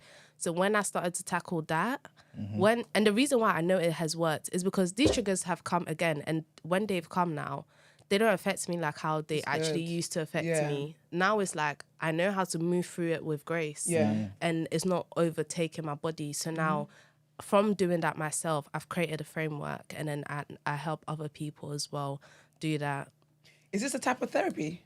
So I'll say some of the things that I use is mainly from cognitive behavioral therapy, but I use a lot of different, so I take some stuff from parenting, I take some stuff from CBT, and then obviously my life knowledge as well, and then just put it together. So I don't just use one thing, and I'm not actually a therapist. So it's life experience that I've used with helping people. That is so cool. I think I'm realizing more and more how much our nervous system like really tells you things. So like now, I would say like maybe in the last 2 years, I've been very intentional. So how I know sometimes where I don't feel safe in a situation, or I need to just remove myself from a situation, or something around me is not happening, or my body is just, or even my subconscious is not settled, is through my nervous system. And I've just been paying attention to it more. You realize how important it really is to your well-being, really and truly. What would you say is like the most, just one of the things that is like, I would say maybe ignored, or people don't realize maybe one of the common ways your nervous system, or things your nervous system tells you about, that is just easily ignored, that people don't. That you're tired. Well, that would that you actually need to rest. Yeah. Because we're constantly pushing stimulants into our bodies, coffee, all these other things, because you're not actually getting the rest you need, and you're overstressed, or you're needing alcohol to wind down. You're not actually winding down because your body ends up crashing out after. And that recovery. So it's actually having that rest for yourself to be able to be filled up to go on, because African household, they teach you to just go until you you're go until broken. the Lord calls you up. Literally. It's too much. Until you're tired. They just teach you to give until you're empty. Literally. And then when you're empty, you go to your reserve and you give from what there. Reserve? Word. That is a word. And because we've not been taught how to trust our bodies, like even for me, this is something I even clocked a bit more recently, that I don't trust my own judgment. So I already clocked it earlier that I always ask for someone else's opinion. But then when there's certain times where I'm thinking, am I overreacting? I go and tell someone else. They're like, are you sick in the head? You're underreacting. And I let certain things slide because, you know what, I don't want to make a big deal out of it, this, that, and the other. But then I'm not trusting myself, because the first time I felt like, no, you're violating. But then I'm like, am I making a big deal out of it? But I didn't trust myself. So now I've made it go on for too long. And I've asked someone else, and then they're thinking like, Danielle, are you okay? So it's even going back to that. It's like whenever, and I can like map it back. So the reason why I have that problem is because of being highly criticized, the culture. I grew up in Ghana, school, even school. Whenever you do something... I see each other. Literally. If you do something wrong, you're being criticized. If you don't do something a certain way, you're being criticized. So now... If you do it right, but you didn't do it quick enough, you're criticized. I hear it. Literally. So because of that, now you start to second guess yourself. Yeah. So you don't even trust yourself. So now I'll say that's one of my main things, being more intentional and more aware about how much I actually trust myself. Yeah. And being... not asking for second opinions as much, so that, because it's all muscles, you can build it. And it's with your neuroplasticity, the more you do something, the more it becomes second nature. Yeah. That's so interesting. I feel like I'm actually looking at myself, because I started doing that as well. I would say like over a year ago, where good or bad, I wouldn't tell anyone about it. Yeah. So I'll say that I don't want the reinforcement that is good. And I don't want the criticism, even if it's bad. Like, I want to be able to trust myself and do it. And then whatever the outcome is, I will then deal with it. Like, if it's poor, that's how I will learn. Do you get me? Because I feel sometimes as well, like, if you might want to do something, and in theory it isn't bad, but then you speak to someone and then they're like, oh no, because maybe they tried it before, whatever the case might be. But then you speak to somebody else and they're like, oh, that's a good idea, go for it. So then you're in a limbo. But if you trusted yourself and did it anyway, you would learn regardless from whatever the process is. Yeah. That's so important. No, do you find that it's important for you, like with your clients, do you have to trace it back to like their childhood or their early life to be able to help them what things they're going through today? Yeah, a lot of the time it's from childhood. I was even watching something earlier and it was talking about how most people's traumas that they're dealing with now, by the age of 14, that's when it's actually happened. Because it's like... I always talk about foundation, because that's one thing that kept me strong. Your foundation is being built from those earliest years, because people are waiting until their children are teenagers before they're trying to help them. As you're waiting, you're doing that damage. As you're waiting, the things that you're doing now, you're building the foundation. So that foundation that you're building, is that what you want them to have when they're older? That's what people don't deep, because you're always waiting. But as you're waiting, the foundation is being built, because the time is not waiting, it's not stopping. And it's being able to understand that and to be intentional about doing the work within yourself before you can help others. Because when you don't do the work within yourself and you help others, you're hurting them with your help. Oh, okay, girl. Because how can a broken person pour into someone else? Yeah. And you're not going to look introspectively, because you're thinking, I'm helping you so much and denying myself. Yeah. So now even that help, how much of it is to genuinely help the person, or is to just think that you're a good person? Yeah. Because you want that validation that you didn't have when you were younger. That's a word, boy. Yeah. Well, You mentioned about rewiring the nervous system. Yeah. What does that look like? It's not that mad, you know. Okay. It looks like simply setting yourself a task and then doing it, like progressively overloading with how you do it. Or sometimes there's this thing that my friend, he does. So like my business partner, he does this thing called helping people tap into flow state. Okay. So he gives you a word and then you just chat about it for however long. The first time I did it, I think I was able to do it for like 12 minutes. After that, like 20 minutes. You're not thinking, you're just chatting. And the more you do that, the more you're trusting your subconscious mind, the more you're letting go of, needing to be in control of worrying about whether you have things wrong or not. Another way it can look like is if you find it hard to have confrontation, setting a goal for, okay, if I feel uncomfortable or if I'm not happy this week, I'm going to speak up, let's say, for one time a day. I'm going to note down each day I feel uncomfortable, and at least once a day I need to speak up for myself. Next week, 2 times a day. Next week, 3 times a day. And then the more you do that, the more comfortable you become with it. So now your nervous system is rewiring to not feel, now you feel safe the next time you're in that situation, because it's not foreign to you, because you're used to doing it all the time. So these are basically ways, I guess, that's kind of linked to the overcoming trauma as well. Yeah. In terms of coming up with a remedy and how to move forward. Yeah. Because what's normally happened is that you've had a certain experience with something, but the experience rattled you so much that now, whenever it happens, your body's like, rah. But it's a normal thing. That's why you get certain people that maybe you might give them constructive feedback or you might pull them up on something. They just get mad defensive because they've gone back to when they were a child, and whenever they were maybe given feedback, it was very aggressive, or it was trying to belittle them or make them feel like they were dumb. So they've gone back to that feeling subconsciously, and their response has always been to be defensive, because that's how I can keep myself safe, so you can't take the piss out of me. Like you mentioned before, you're not a therapist, right? Yeah. But how were you able to ask yourself the right questions to figure out what exactly was the triggers for you and where it started from? Yeah.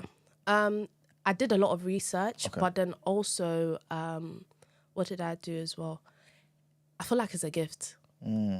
Because when I talk to people, I'm great at asking questions. And the things, I'm genuinely interested in people. I genuinely want to learn, because that's one thing that helped me a lot. So because I genuinely am interested, there's little things that people say that I pick up on it. Because sometimes I'm talking to people, they're like, I had such a great childhood, this, that, and the other. My parents were loving. But then, they talk about, there's something little that they mention. Their parents didn't really like each other, this, that, and the other. And then the little things, I'm like, no, this is sounding traumatic, you know. This is not sounding all rosy, how you're making it. And then, we come to find out, you were not happy at home. You wanted to really leave home. Like, you never really had stable relationships with other people. And that's a telltale sign because of your initial attachment with your parent. So now I start to latch onto the little things you ask. I'm like, wait, why did you really not feel safe? Could you have like one-to-one honest conversations with your parent? If not, why? So it's like asking the why behind the why. That's how I did it for myself. But then the more I've done it and then done it with people, I've noticed the little telltale signs. I read in between the lines of what you're saying. And it's also how you identify yourself. A lot of people identify themselves and their value with what they do and how they show up. That's because you've mostly been given love only when you've actually shown up fully or when you've been a good kid. So now you feel like you need to stand up to a certain value before you're actually worth something to people. Do you feel like, this may sound a bit weird, right? But do you feel like sometimes trauma can be a helpful thing? I hear what you're saying, because for some people it pushes them to actually, you know what, Bunda, I'm getting myself out of this. That what you're talking about is most probably high functioning people. Okay. So if you're high functioning, the thing is you can be going through anxiety, depression, but you're that top person. You're always showing up. You're always on time. You're super organized. Nothing can stop you. Like, you can be going through a madness and you're still showing up. Like, I had high functioning anxiety. I was always involved in a lot of stuff. I was always smiling. I was always laughing. If there's certain people that had seen me the last couple of years, if I told them what I was going through, they'll be rattled. Yeah. Because I'm just, I'm happy most of the time. And it's not like fake happiness, I'm genuinely, but that's because I just like, and I just put myself fully into whatever I'm doing so that I don't have to face what I'm dealing with. So I had to take a step back and be like, no, I can actually process the madness and then go on now. So now I don't have as much anxiety attacks. I barely have any. I can count how many I have this year, even headaches, because I allow myself to process my emotions during that time. And you know what? Sometimes I'll just sit there. I'm sad. You know what? For the day, I'm not really going to do anything. Let me just chill out. Next day, sometimes maybe it will take 2 days, but I go back. Yeah. I'm done. I'm not pondering on the thing. I'm not overthinking about it. But sometimes that rhetoric can be dangerous. That's those people that hustle 24/7, hustle every night. I was going to say that. I was going to ask that because I feel like, because I think that, I feel like people who can be, even if you think that you've gotten a positive out of your trauma, it's still a trauma response to the trauma. Yeah. So that there's people, for example, who maybe they grew up and they weren't in like in a good financial family, and like there was many times where the parents couldn't afford things and whatever. And then you find that they work so hard, but then when you get to the root of it, of why they work so much and whatever, they've got a fear of never having money. So what it means is that yes, they work really well and they work hard and blah blah blah, but they're disciplined, you think, but then they neglect every things in their life that should help to make you a well-rounded person for the sake of but I've got to make money because I can never be broke. And stuff like. And I feel like so sometimes even as a high functioning person, due to trauma, that in itself is a trauma response, and then you find that they might not be so healthy because there's going to be an imbalance in like the way they live and stuff. Yeah, no, there's definitely an imbalance. Me, I will not take life advice from people that are high because you're successful within your business. That's not mean you're successful within your life. A lot of them are miserable. You're wasting time. God forbid. Because I see a lot of people asking, they've idolized certain people that are successful, but when you hear them speak, are they truly happy? They're not. And is that what you truly want? Because what you probably want is safety, and you're not going to get that. That's why for me, it's like before anything, like even this year, there's certain things that I'm like goals that I have. But I'm like, you know what? It's going to take more time because I have my son and he's my first priority. And I need to make sure I make that time for him as well. But I'm still putting in the work. But then it's like I've spoken to myself to know that, you know what? Certain things is going to take 2 years or so, but because I'm doing what I need to do, is inevitable. So I'll just wait like for the journey because I need to be present. And we go through so many things just ignoring the people around us that when now we have it, there's no one to share it with. And it's like, even going back to that, my biological mom was like that.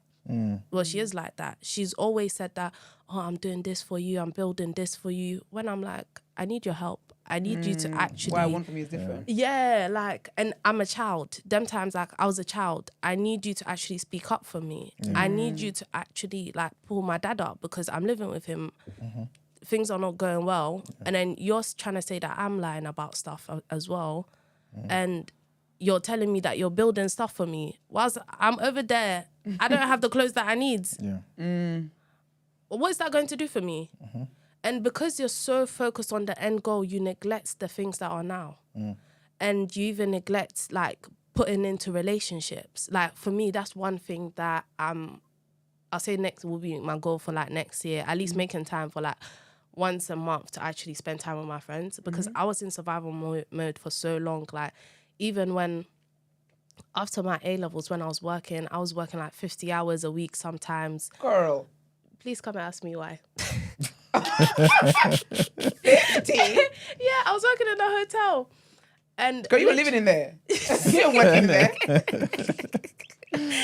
Damn. Literally. And it was crazy because I was just doing like mad shifts, or also part of people pleasing. Yeah. I couldn't say no if they say, oh, can you wait for a shift? Retail pressure is the worst, you know. Is it? They make you feel as though, I mean, like, is it, I guess, customer facing roles, actually, not just retail. They make you feel as if, like, if you don't come in, everything's going to shut down. Yeah. Like, the hotel's going to close down if you can't make the shift tomorrow. This time, if you say no, then you want somebody else. Literally. But you know what? We were also understaffed at the hotel I was working at. That's the worst. So if I already pressure. know the pressure of if one person's not there, it's a mad for massa. you, yeah. I remember one time, I was, that time, I think, triggered by family again. I'd already come in, and I'm normally, but I remember so many times people are asking, how are you so happy working within this job? And I'm just a happy person. So they've seen me and they're like, yo, what's wrong? And I'm like, no. Is it one of the managers? I'm going to chat to them because what's going on? Like they've ruined the vibe. Yeah. And then they were even like, if you need to go home, you can go home, you know. But I was like, nah, I can't let you lot down because I know the pressure. I know the pressure. Yeah. So I'm going in the back. So it's afternoon tea. It's 5-star hotel. I'm going in the back. I'm crying small. I come out. I'm smiling. You like the little sandwiches. Literally. I hear it, man. I'm be smiling. like that sometimes. And then I'm going back and forth. Service is done. I've gone to this one's even assistant manager. This man started the same time as me. I've gone to him. I'm like, yo, I'm not in the best headspace. Like, I've pushed through this service. Can I please go home? Because I can't carry on to the end of the shift. He's like, oh, can't you help them clean up? It wouldn't be fair on the team. I said, the team has been telling me to go home since the beginning. Yeah. So what are you talking about? He was like, nah. This is why management as well, I feel like they really need that trauma-informed training. Fam, I'm chatting to this man less than 5 minutes. I just end up crying. No, because look what you've done. Yeah. Literally. Look at what you've done now. And it's because I had been holding that crying the whole time. I've been holding it in. But now you're pissing me off as well. I bet now he's like, okay, yeah, you can go home. And the only reason why he said I could go is because he felt so uncomfortable. Yeah.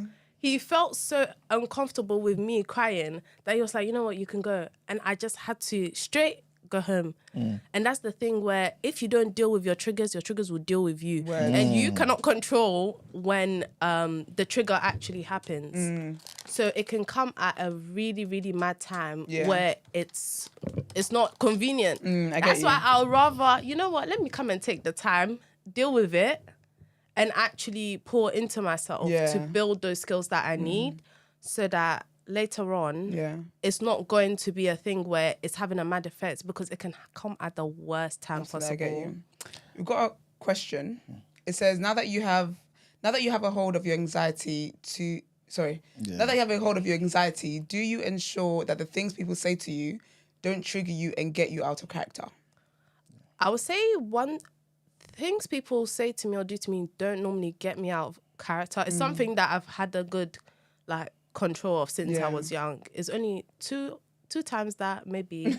Just a little here and there. You know, but nowadays they don't trigger me. That's because good. And it's also perspective. When you have a deep understanding of people and you see that that person is doing it because that's their way to keep themselves safe and it has nothing to do with me, it's more of a thing of, not that I feel sad for you, but you know what? I understand that fair, you don't know how to process things a certain way. And if I know that what you're saying about me is not true, what's my problem? Yeah, what's my own? No, word? literally, why am I going to take it as fact? If I do that, because I do proper self-analysis to see if, is it actually a place of improvement? I don't care how you said it. If it's a place of improvement, I'm going to do it. But nowadays, certain things when it comes to family, if they're trying to say that they don't like how I'm moving, this, that, and the other, it does not trigger me because...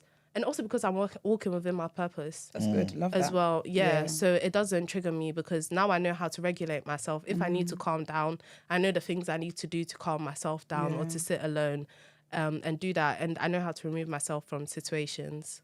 Really good. Do you feel like there's a place for you to to lash out though? Do you feel like there should be a place where you should be allowed to just lash out, especially at somebody or even just in an empty room? Oh yeah, like in an empty room. Like one thing I say, I will shout. Like if I'm upset, I'll actually shout. Like literally. And the thing is, it actually helps to reset your nervous system because I think it's your parasympathetic nervous system that activates, which is the part of your nervous system that helps you rest. It actually helps with that. Okay. So if you're stressed out, sometimes I'll shout. If I'm with my son, he likes to roar, so I'll be like, roar, like I'll actually roar. That's the thing, is like being creative with it, because your child does not need to get, like your emotions doesn't need to be poured out onto them. Amen to that. So if I find myself almost about to shout, I'll turn it into a song. And some people think that, oh, you need to be perfect, you need to always be calm. No. Nah, you're human, man. Literally. Yeah. And the thing is, negative emotions are not bad. You need to feel them. There's times where you're going to be angry. I would say that when it comes to lashing out on people, for your own sanity, are they worth it? Are they worth that energy? It's just more of a thing where, well, for me, I just charge it sometimes. But sometimes I'm like, you know what? Some people just need... Some people are animals, man. Like sometimes you need to tell people, you know what I'm saying? Literally. And that one, I wouldn't say that it's not... Some people, they just need one... I think sometimes once in a while, because I think the thing with like being self-aware and knowing yourself and knowing people that can't trigger you and like just being self-aware in that regard, I think sometimes people think that, lack of a better word, you're a fool. Yeah. And so this is how I move in life. I believe that it's my duty every once in a while to show you that I am aware of your foolishness. Yeah. But I'm just choosing to let you get away with it. Do you get me? And I feel like sometimes it's, because essentially I feel like because you're right, it is a gift. I feel like being able to be this self-aware is a gift. And I'm just so happy that your son gets to have a mother like that. Because I feel like it's so important for parents. Like even when I started my journey of wanting to be more self-aware and like just get a better handle on like who I am and all that stuff, it was with children in mind. If that I don't want to ever get to a place where I subconsciously, without realizing, kind of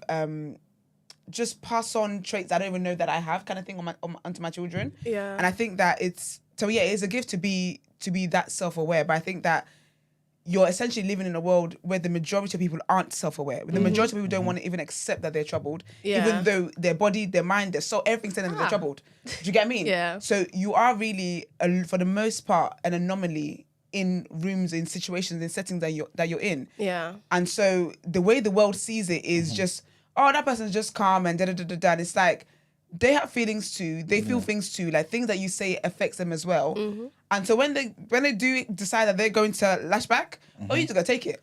Like you just this is where you're at, kind of thing. And I feel like people just assume that because if you're gentle in nature, it means that nothing bothers you. Yeah. And I just think that's it's crazy because I mean you will F around and find out. Yeah. And I'll be there cheering the person that made you find out.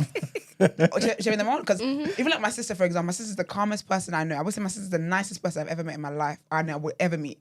She's very calm, very chilled, like just very easygoing. Yeah. But because of that, people think that like you can just ask her for a favor, like you just kind of inconvenience her. Yeah. And for the most part, she will help. But like, I'm still aware that but she might not want to. And that's like even my mum sometimes. Mum's like, don't get involved. I'm like, no, I'm gonna get like yes, because you know she's going to do it. She knows she's going to help you, but that doesn't mean you can just spring things up on her just because you can. She's got a character that you can depend on. Yeah. What is that? Izzy says, great guest. Can we ask the guest how she would distinguish between acting in character and lashing out due to previous trauma? Ooh. Okay. I would say sometimes people think they're lashing out. They think they're acting out character. No, that's your character, love. That's your character. Okay. Oh my gosh. I'll say when it comes to lashing out is a thing where you need that emotional release. Yeah. But then if it comes to acting out of character, it's something that if you know your core values and maybe your core value is maybe not to hit someone, but then you've gone to hit someone because of something that they've said or they've done, that is when it's acting out of character because you've gone against your core values. But sometimes you can be it can like coincide. But the time where it'll be acting out of character is you knowing your core values and you knowing when you've gone against it because of someone else. But more time, I never really say it's because of someone else. It's because you haven't stood on business, basically. Yeah. And the thing is, like your sister, that was literally me, textbook. You ask me, I'll say yes. That's why you need to learn how to not just have boundaries, how to enforce boundaries with people. Because you teach people to treat you by what you accept. And if you say you're a doormat, everybody is everyone's through. coming trampling on. Literally. They're loving it. Yeah. And because you don't get people treating you well because you're a good person. Because good people, you attract negative, you attract positive. It's up to you to shift and choose who you allow in your life. Word. People love to say, there's no good men out there, there's no good women out there. Who are you entertaining? Who are you allowing? But that's a question people will not ask. Okay. Don't mind them. Speak on it. Speak on it. Word. Because I'm surrounded by so many good people. Like, I'm meeting good people. It's because of the rooms I put myself in, and it's because of the people I put myself around. But people don't want to take that accountability. Word. You think that life is just going to, you're a good person, here you go. No. Listen, you guys, Bobrisky told you that good people, good girl, no they pay. Good. Listen, you can carry last even being a good person. People just think you're a doormat, boy. And the thing is, good people and soft people don't finish last. It's the ones without boundaries. You're the one that's finishing last. Because you're just allowing anything. And your time is valuable. Especially, obviously, after having my son, free time. Very valuable. What is free time? So it's like having to be intentional with that. And back to that thing, you know, the calm people, do you know why that one is the most dangerous one? Because they're suppressing their emotions, they're suppressing their needs. When that time comes, Wait, now you're attacking car people? no, suppressing them. Because when they go not attacking calm people. Now that's a lash out. And our characters, all of them, all together. 100%. One time in sixth form, I was one of there was this one girl that tried to try me. I don't like you don't like me, calm. We can be civil, still be respectful, because me, I hate disrespect. Word. This girl tried to be doing shakara. And then one day, she tried to come at my friend. And my friend had moved from a different like, she had been moved. So I knew that if she lashed out, she would have got into trouble. So I was like, you know what, leave this girl. She's just mad. Let me, not even that. Got this. I was trying to diffuse the situation. Yeah. This girl now starts to attack me. And then she's cussing and she's light skinned, and my friend's asking her. And she says nappy hair. Oh, no. We're not going with that. The way I started, my body started shaking. I'm not joking. This is what I love Cameroonian friends to do, by the way. See, this is what it needs to do. Literally, my tutor came from across the hallway. She said that, wait, is it you shouting? Luckily for me, my friend came in between us because my dad taught me that don't hit someone unless they hit you first. So I was trying to get her to hit me first. Fair. So I'm there like, I'm gonna turn Just your please face. do. I'm gonna turn your face red because she's light skinned, isn't it? So here we are. Yeah. And I'm just shouting all over the place. So my friend comes, thank God for her. I almost hit her, you know. I almost hit her first. If she hit me first, calm. Thank you. Then he's giving you the entryway. Luckily, my tutor took me away. She said, Danielle, was that you? She said, I've not heard you shout for a day in my life. That's the thing with calm people. I mean, to be fair, people that are around me that are very, very calm, sometimes when they go off, I just let them. Yeah. It's a release, the way I see it, because I just feel like people just take the piss with people that don't, like, I believe that people know when there is a trying to trigger you. They know when they're making snide comments. They know when they know what they're doing. I never believe the whole, I didn't. No, you did. Yeah. You did. And now you've got the day you deserve. Enjoy that and take that L and have a great time. Literally. And even that time, what I realized was that all my anger was not even about the girl. It was about stuff that was going on at home. That's the thing. When you start lashing out, we're going back to the 90s. Literally everything was just coming. I hear it. It's funny that the sober moment afterwards, like, so I did all of that. And you try to just act like nothing happened. Everyone's looking like, are you okay? I feel like sometimes that is, like you said, like when people are calm and whatnot, and they suppress all of that stuff, right?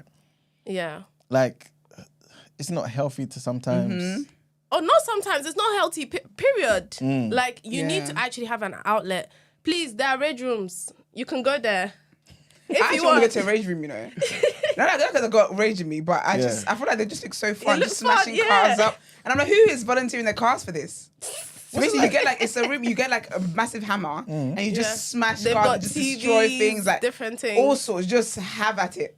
Serious. Yeah, because we don't allow ourselves to express. Also, back to childhood. You cry? Why are you crying? I'll give you a reason to cry for. I'm already crying. You see, I'll give you a reason to cry. Yeah, when I'm already crying, it's the wildest thing ever. What do you mean? You already gave me one. Yeah. Hence why we're here. And it's like we were taught that it's bad to express Yeah. negative emotions. Word. Like, my son, I'll let you cry, but I'll still hug you. Yeah. Like, I'm not giving you what you want, but I'll still, the thing that people think that to discipline your child, you need to be harsh. You can still discipline them, but still be there for safety, because their biggest fear is neglect. Their biggest fear is you leaving them. Yeah. But that's what we do. We threaten them with every day. Or you taking away the love. That's what we do. We do every day, like the African Caribbean culture. So what are you teaching them? If you don't do what I say, I'm going to take away love. Ooh. So this. how do you discipline your son? So, well, he's 2. So with him, it's still thing. But if I take away something, I'm still gonna like hug him. But I just set that boundary or correct him. It's about consistency. A lot of our parents were not consistent. Even with the beating, they were not consistent. That's because word. Sometimes you can do one thing, they'll beat you. The next day, You do it. You don't. Yeah. I'm tired. So then you have to think, what's the metric for discipline in this household? Like. Yeah. And the reason why I know it doesn't work is that at some point in time, you're going to be able to firm it. Yeah. How many people I've seen in school, their lashes, now I'm going to pad in Ghana. I'm going to pad. Oh my gosh, we do that in Nigeria as well. You just put books on your, like, Extra. so you're going to be your bum. You just put books in there or Yeah. whatever the case, or put chalk on your hand. Like, they just find more creative ways to endure the And pain. it doesn't get to the root of what this issue is. Yeah, and you don't teach me what to do next time. So how can you teach the child what to do next time? And are you consistent with it as well? What is your reaction to them making a mistake? Is it big? Is it mad? Because sometimes that takes it out of proportion. And the thing is, people are always like, oh, there's no book on parenting. There are actually parenting books. There are parenting coaches. That is not an excuse anymore. You can do that research. Because I had a family nurse and I was like, one thing I know, I don't want to beat my son. I don't want to shout at him. So she was like, how are you going to discipline him? I was like, that's a very interesting question. I don't know. Now I know because I've gone to do the research. We like to say that, I don't know this, that. You can do the research. Yeah. There are resources out there. There are free resources out there. I've gone and done it. I'm still doing the research as well with certain things. It's no longer an excuse to be willfully ignorant about things that we can be intentionally do. The thing is, a lot of people say that because they don't actually want to make that change and break those generational curses. They want to validate them repeating the same things their parents did because they had to go through it. So, and they think they're fine. Yeah. Is there something to be said, about staying we away? About staying... Because, all right, put it this way. Yeah. The people who got a lot of money, they don't like to chill with broke people, innit? Is there something to be said about those people who have got less trauma, or at least they've got certain things under control, not chilling with people who've got trauma? So basically, you guys, like, you've done the work and all that sort of stuff. Yeah. I'm not messing around with you people with problems. I want to stay over here with people who know how to solve issues, who know how to think things through, and et cetera, et cetera. Is there something to be said about it? Like, is that a good thing? Or, I don't know. I would say for the people that want to protect their peace, I hear it. Because your environment does affect you. If someone is constantly negative, it will start to seep into you, like, no matter what. But then if you're... Know your capacity. That's the thing. Know your capacity. Because for me, not all my friends are at that level or that type of thing. And it's like how much time you can spend with... Or you do spend with those friends as well. And it's like, are they willing to go on that journey? Because after some point in time, they become a liability, not just to you, but even for me, for my son. If I'm having him around people that have habits that I don't want him to have, that's a liability. Because 0 to 7, kids soak up everything. So you have to be intentional about the people that you put them around. And that involves the people that are around you as well. And it's like... kids learn how to let people treat them by how they see you let people treat you. So how are you doing that as well? So I think even with that, is a bit of a balance thing. So it's like certain people I wouldn't spend too much time around because, especially because of your habits, there wouldn't be a lot for us to talk about. Because I like deep conversations. I don't know what would be going on in this world or these like trends and what that type of thing. Charles. Yeah, yeah. I'm not fully into that, so I can't have those type of conversations with you. I like to learn things. Not all the time, you know. I like to fool small, like have some fun, but it's like on a like deeper level, I like to do those things as well. So more time, you would have to have done some certain level like type of work, and you have to be someone that's receptive to like hearing like the feedback, that type of thing. And for our relationship to work, you need to be able to understand how to take feedback in a healthy way, and I need to be able to know how to deliver feedback in a healthy way. So if one part is not working properly, the relationship is not going to work. Conflict. Yeah, because one person is always going to see it as an attack. Izzy says, might have missed this, but can we ask if the guest thinks there are things seen as normal in African culture which should be left in the past when it comes to raising kids? A lot. Because I've actually got one about one of those things, but we'll say that after you've answered this question. Okay, so definitely beating and hitting your child. Word. But then I would say that also that notion of the expectation of a child. Because we'd be expecting the most from children, but we've not even taught them the things that we're expecting them to do. Danielle. How many times I call you Danielle? When I tell you, no word. Yeah. Because I always say that kids are basically a blank canvas. Like they've come into this world, they don't have a clue. Their body and their brain and their mind is just telling them that you are somebody to trust and whatnot. Like we expect children not to like make mistakes or chastise them for making mistakes and stuff. But you've never told a child that this is not something to do and this is wrong to do. And even if you do, depending on what age they are, like how are they going to remember that for the next time? You've not even broken down how they should do the right thing. We are always told what to do or what not to do, but how do I do the right thing? Exactly. And what makes this the right thing to do? Yeah. Just because I said so, that's not enough. I'm sorry. It really isn't. And the respect. I'm sorry, respect is earned. I am done with that. Danielle. Respect is earned. And I will speak up. The thing is, like, I talk a lot about my personal experience. People are going to think you're airing out your business. I don't care. I'll speak up because there's another child out there that I'm helping. When I came here, I realized so many children are suffering at home, at the hands of their parents. But we want to be quiet. We are calling abuse because we don't want to name it as what it is. Thank you very much, because it's very uncomfortable, that word. We need to start saying it. Yeah.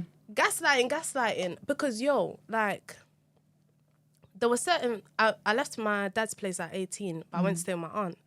My mom didn't want me to stay with my aunt. And then she called, like, my aunt on my dad's side. And then... No, my aunt on my dad's side called my mom. And then she told my mom the stuff that was going on in the house. Yeah. And then my mom was like, why didn't you tell me this was going on? And she was like, you should have listened to your daughter. But even on both sides, I'm like, so you fully knew what was going on. But then just because of that respect thing, you're telling me that... I'm being ungrateful because all that my mom and my dad have done for me. When I tell you, I had a whole thing on this show when I was talking about parental sacrifices and people were shaking their little thongs. And I had a whole thing about people wanting to your parent be grateful, sacrifice. That's what being a parent is. You chose to have the child doesn't have to be here, but your children shouldn't be indebted to you for the rest of their lives and shouldn't be able to say that what you've done has hurt my feelings, what you said has hurt my feelings. Like, I don't like the way you're treating me because you are working 25/7 or 25/8. It doesn't change the fact of how this child is feeling. Yeah. And you know the thing with that, if you were not clothing me, providing a roof or giving me food, I will be taken out of your custody. You can't even go to jail for child neglect. For now, child neglect. Word. And it's not a thing about being ungrateful. It's a thing about, and even for me, because I've gone from having parents because I grew up with non-biological parents. So I've had them not just provide for me financially, the love and care. I know my blood family would not to that level. There's certain people that... Danielle.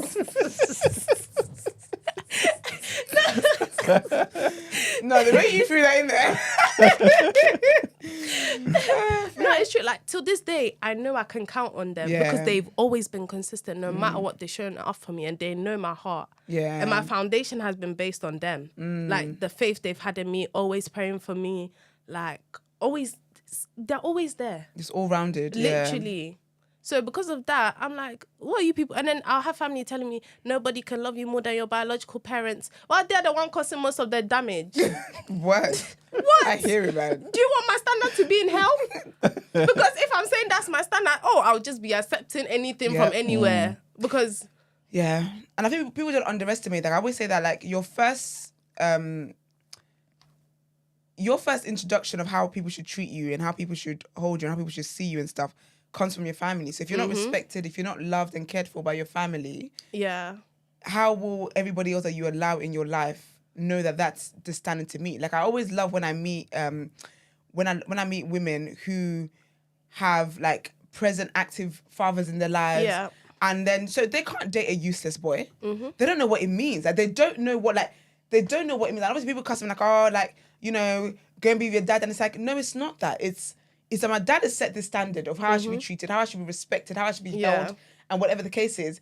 No other man that is now an addition to my life is going to treat me less than that. Like, I didn't come from a home where I was treated less than that. Yeah. And I always love that stuff like that because it's very important. Like, because I always say as well, like, I say it to ourselves. I feel like we treat ourselves a lot harsher than, like, we speak on ourselves really poorly, where you would never speak to your friend. Like, there's things I would say to myself that I would never ever say to my friend because I don't want to hurt their feelings. But it's like, you're hurting, but I'm hurting my own feelings. And I feel like it works the same with family as well, where there's like, if you treat your child and say something to your child and whatever, like, they go on with that knocked confidence. They go on with that low self-esteem. They go on to life thinking that, okay, well, I shouldn't expect people to treat me, because if the people that I came from have treated me like this or only see me as this, why should I then have the expectation of anyone else treating me better? And that's why I tell you, like, if your family ain't it, cut them off. And the Really, thing truly. is that your external voice, especially between your earliest moments of life, becomes your internal. That's why a lot of us have that harsh narrative of ourselves. And back to that relationship thing, a lot of our parents did not. I love their relationships. They married for vibes. They married for reproduction. In America, society said this is what they had to do. Yeah, so they don't teach you, and it's not just relationships. First, friendships. What you should look for in friendships. How does your friend manage conflict? What are their values within that friendship? How do they actually show up as people as well? And do they align with your values? And if they don't, what to do? Those little things, those are the things you take to relationships as well. And it's like being able to look out for that in a friendship. If you can't do that, you can't do that in a relationship as well. Brent, can we put up Gin and Gist one and then Ron's, please? The question. I think it was about how, like, people can become a client of yours. So yeah, how do you offer your services? Is it per hour? Is it block sessions? Virtually, in person? So I normally do virtually, but I can do in person as well. So if you DM me on Instagram at DANIE__COLLE, we can book a discovery call and then move forward from there. Nice. And then Von's question, please, Brent. So Von says, I want to understand how you were able to compartmentalize the anxiety and get on with your day. What techniques has she used to tether herself and not spiral? Okay, so that one is a bit of two. So first, I was high functioning. So you know what? She's working 50 hours a week. I would just swallow it up. I just keep on pushing. Yeah. But then after the high functioningness, what I actually is a process. I took myself through that process to actually, you know what, work through what was causing the anxiety, uncover the root of it, and then put more, and then like literally build that. Change my neuroplasticity, so build that thing of being comfortable with the uncomfortable situations. But it first came from fully understanding where the problems came from. And then now, okay, I understand it, start to do the practical things in alignment. It depends on what your actual problem is. So I don't like to give vague advice with certain book things. a session, Von. Yeah. Basically. But also you can do some things like breathing exercises. Breathing is not for everybody. So yeah, sometimes there's somatic things you can do. You can lay like your back on the floor and your legs up on the wall. That helps to regulate your nervous system as well. Shouting.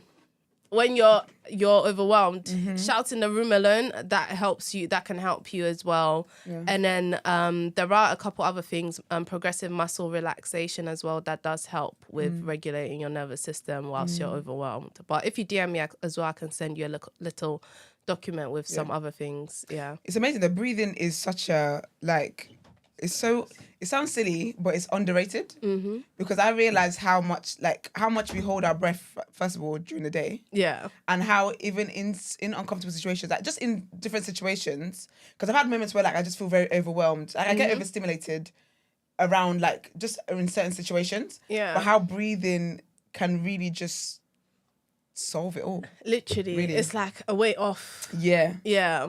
And even one thing, overthinking. So I have this schematic. So if I'm overthinking about it, it actually works. Like, first I'm like, am I overthinking? Yes. Is me overthinking solving this? No. Is this stressing me out? Yes. Do I want to be stressed? No. What can I do within that moment? What can I focus on that is either going to make this better or is just going to like improve my life in general or something? Okay, let me start to focus on that.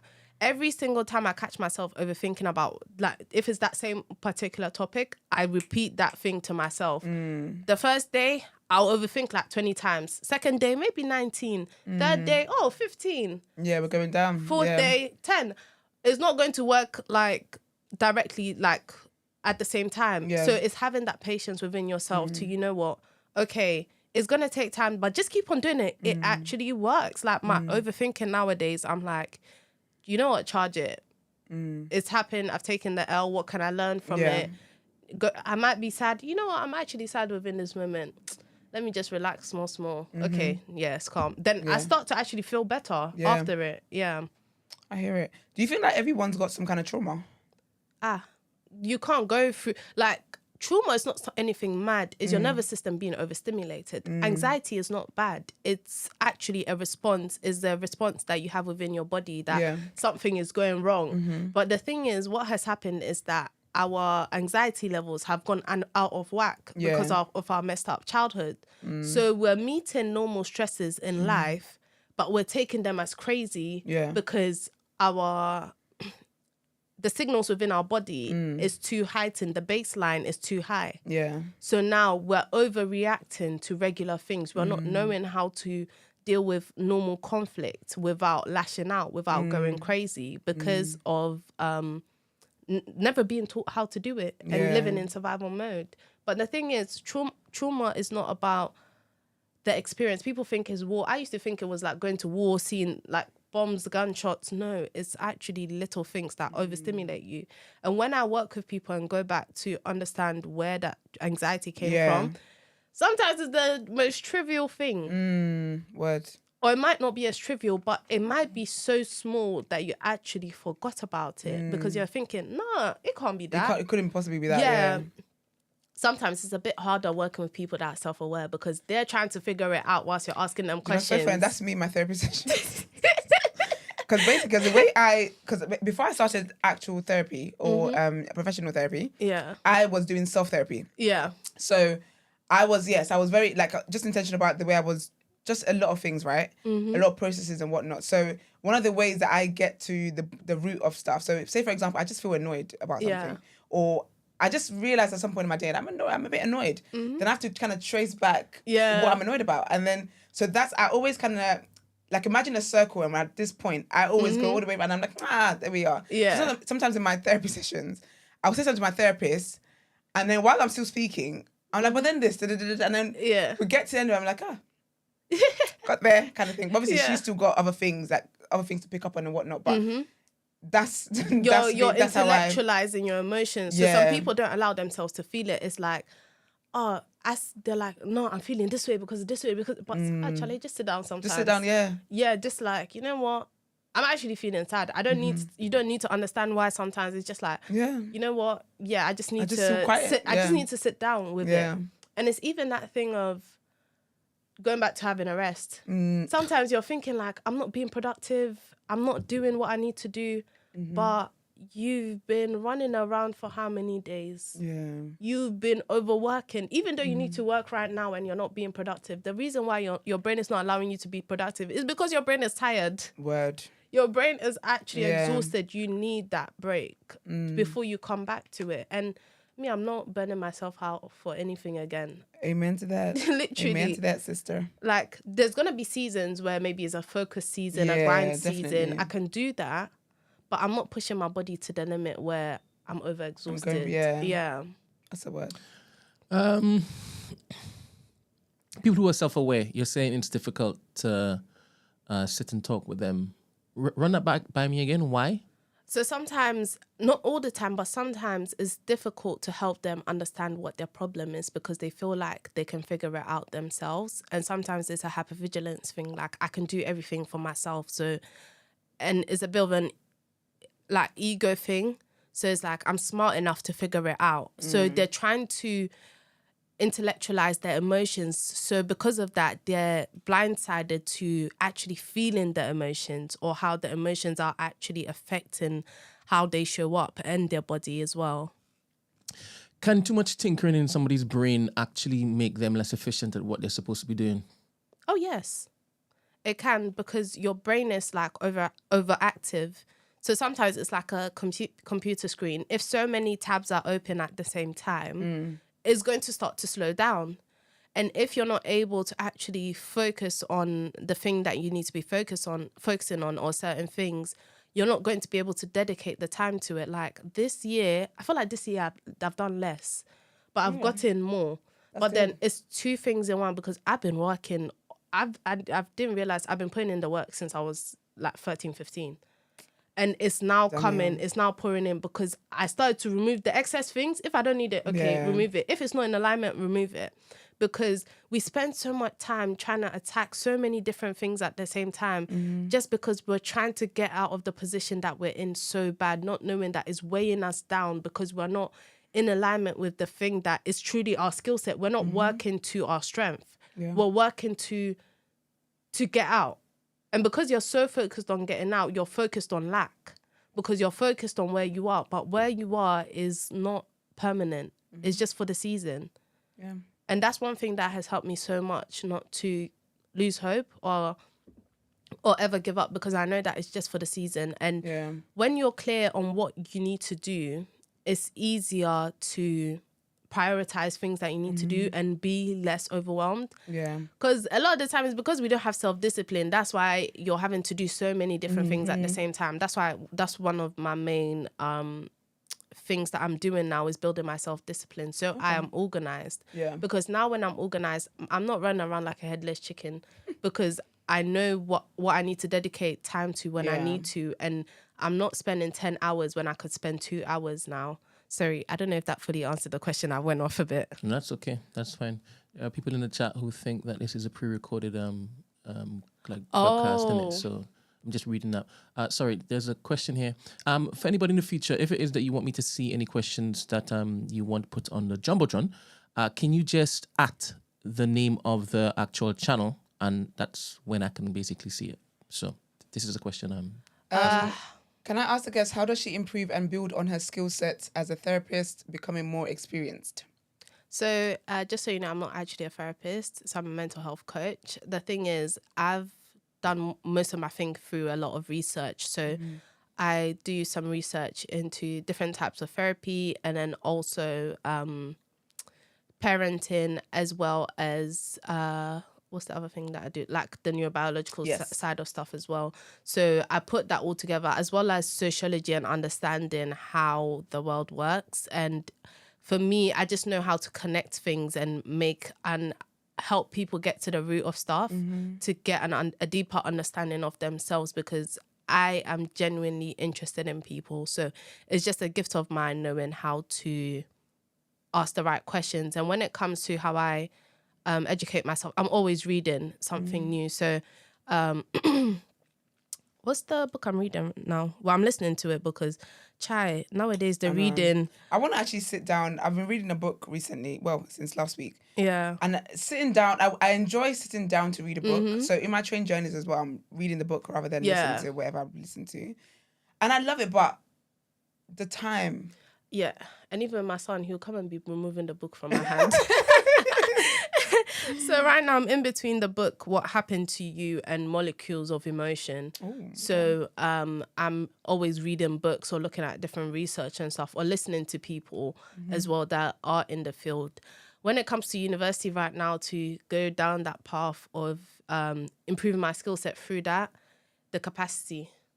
I don't have the capacity. Yeah, I don't have the capacity for that, but I am always like improving my knowledge yourself. because I can't go further if I don't do that. Word. Yeah. That is a word. Right. Can you please again let people know where to find you online? So you can find me on Instagram, YouTube, and TikTok at DANIE__COLLE. Wonderful. Yeah. Thank you so much. This was such a great, very, very great conversation. Thank I really you. enjoyed it. Really liked it. No, it was good. All right, Brent, I think it's the last headlines, no? You got 3 questions to ask her. Oh, okay. Oh, we do, sorry. That's How could I right. forget? 1 second, girl. So we got questions that we ask all our guests. So the first one is, tell us something people are usually surprised to learn about you. Surprised. You look like, what's her name? She's a singer, she's British. Um, Have you ever been told you look like someone before? Yeah, but you can't know what? remember The her person name. that I've been told, not that I look like, but I remind them of is, you know, Nicole TV, that American. No, you don't. Yeah, she's thingy. I like her though. I love Yeah, Nicole. not Big that up I her. look like her, but I remind my You remind her of personality. her- Yeah. Okay, fair. She's a singer. Is it A-Marie? It's not A-Marie. I don't know British singers like If that. I find out. Her! Right next to the J Huss vinyl. Who is that again? This one. Yeah, Jamelia. Oh, I don't know her. She's a singer. Oh, You look like okay. Jamelia. You really do. I've been thinking, who is it? Yeah. And I think I see that woman's face all the time. Right? Where don't I? Yeah, here. But Yeah. Sorry. So some people are surprised to hear about you. I'll say Or to learn about maybe you. that I like dancing, depending on where you meet me. Are you a Zonta warrior? No, it's waist movement. I'm Congolese by waistline. Fair. I just love saying that. Fair, girl. Fair. I like that. What's your biggest life lesson? My biggest life lesson. Ooh, that's a very good one. I'll say that my biggest life lesson, that you are the value. Okay. Because you know what? I didn't realize, even for me, actually posting the content out there was my mentor. Yeah. Last year I was making hair and skincare products, but I was trying to merge it with mental health. So I was making content for that, and he was like, you know, we have certain good conversations. Why don't you start posting stuff about that? Like, it makes sense. So I started to post about it. And the thing is, other people see the value in you sometimes before you see it. Before you see it. And I've always wanted to be a speaker, but I thought I had to be successful within a business before I could be a speaker. But I was like, I'm always helping people when I'm giving advice and stuff. Yeah. So the thing is that you are your value. And when you see the value within you, then you know how to package it, and then you can live within your purpose as well. I've got to ask, how are you doing the skin and hair care? Was it hair care as well? Yeah. And how are you linking that to mental health? So I was the process is when your hormones are imbalanced because of stress and stuff, it affects your skin, it affects your hair as well. So it can cause hair loss, oily skin, and that type of thing when you have higher stress levels and stuff. So I was linking it in that way, and how sometimes when you care for your skin and hair, that can help you feel good as well. Yeah. Okay, interesting. Okay, so basically we get our guests to leave a question for the next guest. And so someone left you a question, and then you would then leave one for the next person. Okay. So the question for you is, this is perfect for you. What would you say to your 14-year-old self? Oh, my 14-year-old self. What I would say is that, I'm trying to think.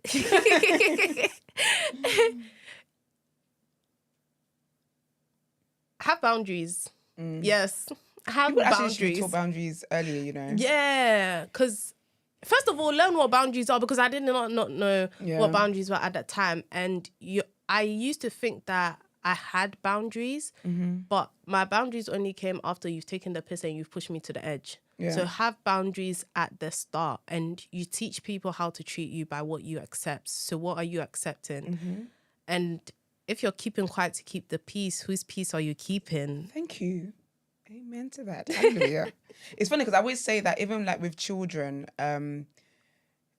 when kids, because basically I feel like a lot of people struggle to have boundaries because they're basically denied your boundaries from the little ways you try to enforce it from when you're like really, really young. You're called disrespectful. Yes, exactly. Like when you don't like an adult and stuff. Yeah. I feel like as parents, you should try and understand why that child doesn't like an adult. Like as an adult, if you don't like a person, you have no reason, you don't interact with them, you just don't take a liking to them. Your spirit just doesn't gel with that person. You stay away with them. But I feel like kids can feel that as well. And I feel like kids can even feel that on a deeper level than adults can. Yeah. Because they're very, very precious. And it's always sad when like a child wouldn't want to be around a person or whatever, and their parents are like, oh, you're being so disrespectful, and force them to be around that. And I think that's the earliest ways that we are taught, or children can be taught, or humans can be taught to ignore the boundaries, and that your boundaries don't matter, and what you want don't matter. It's about following, I don't know, tradition or whatever the case, societal norms, basically. Yeah.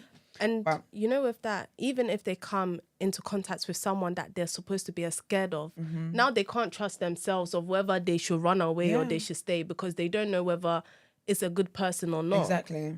It's, very, very important, man. And then could you please leave a question for the next guest?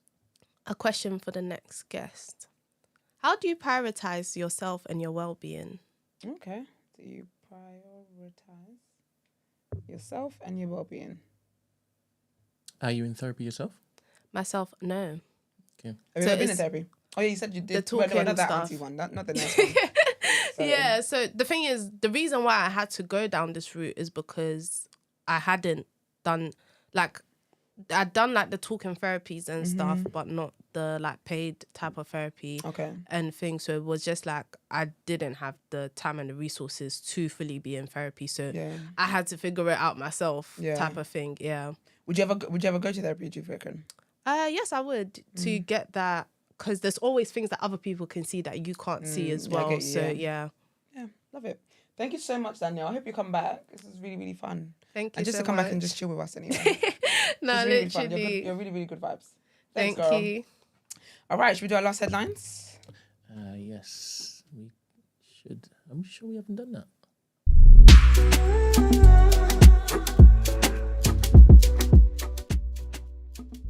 I think so.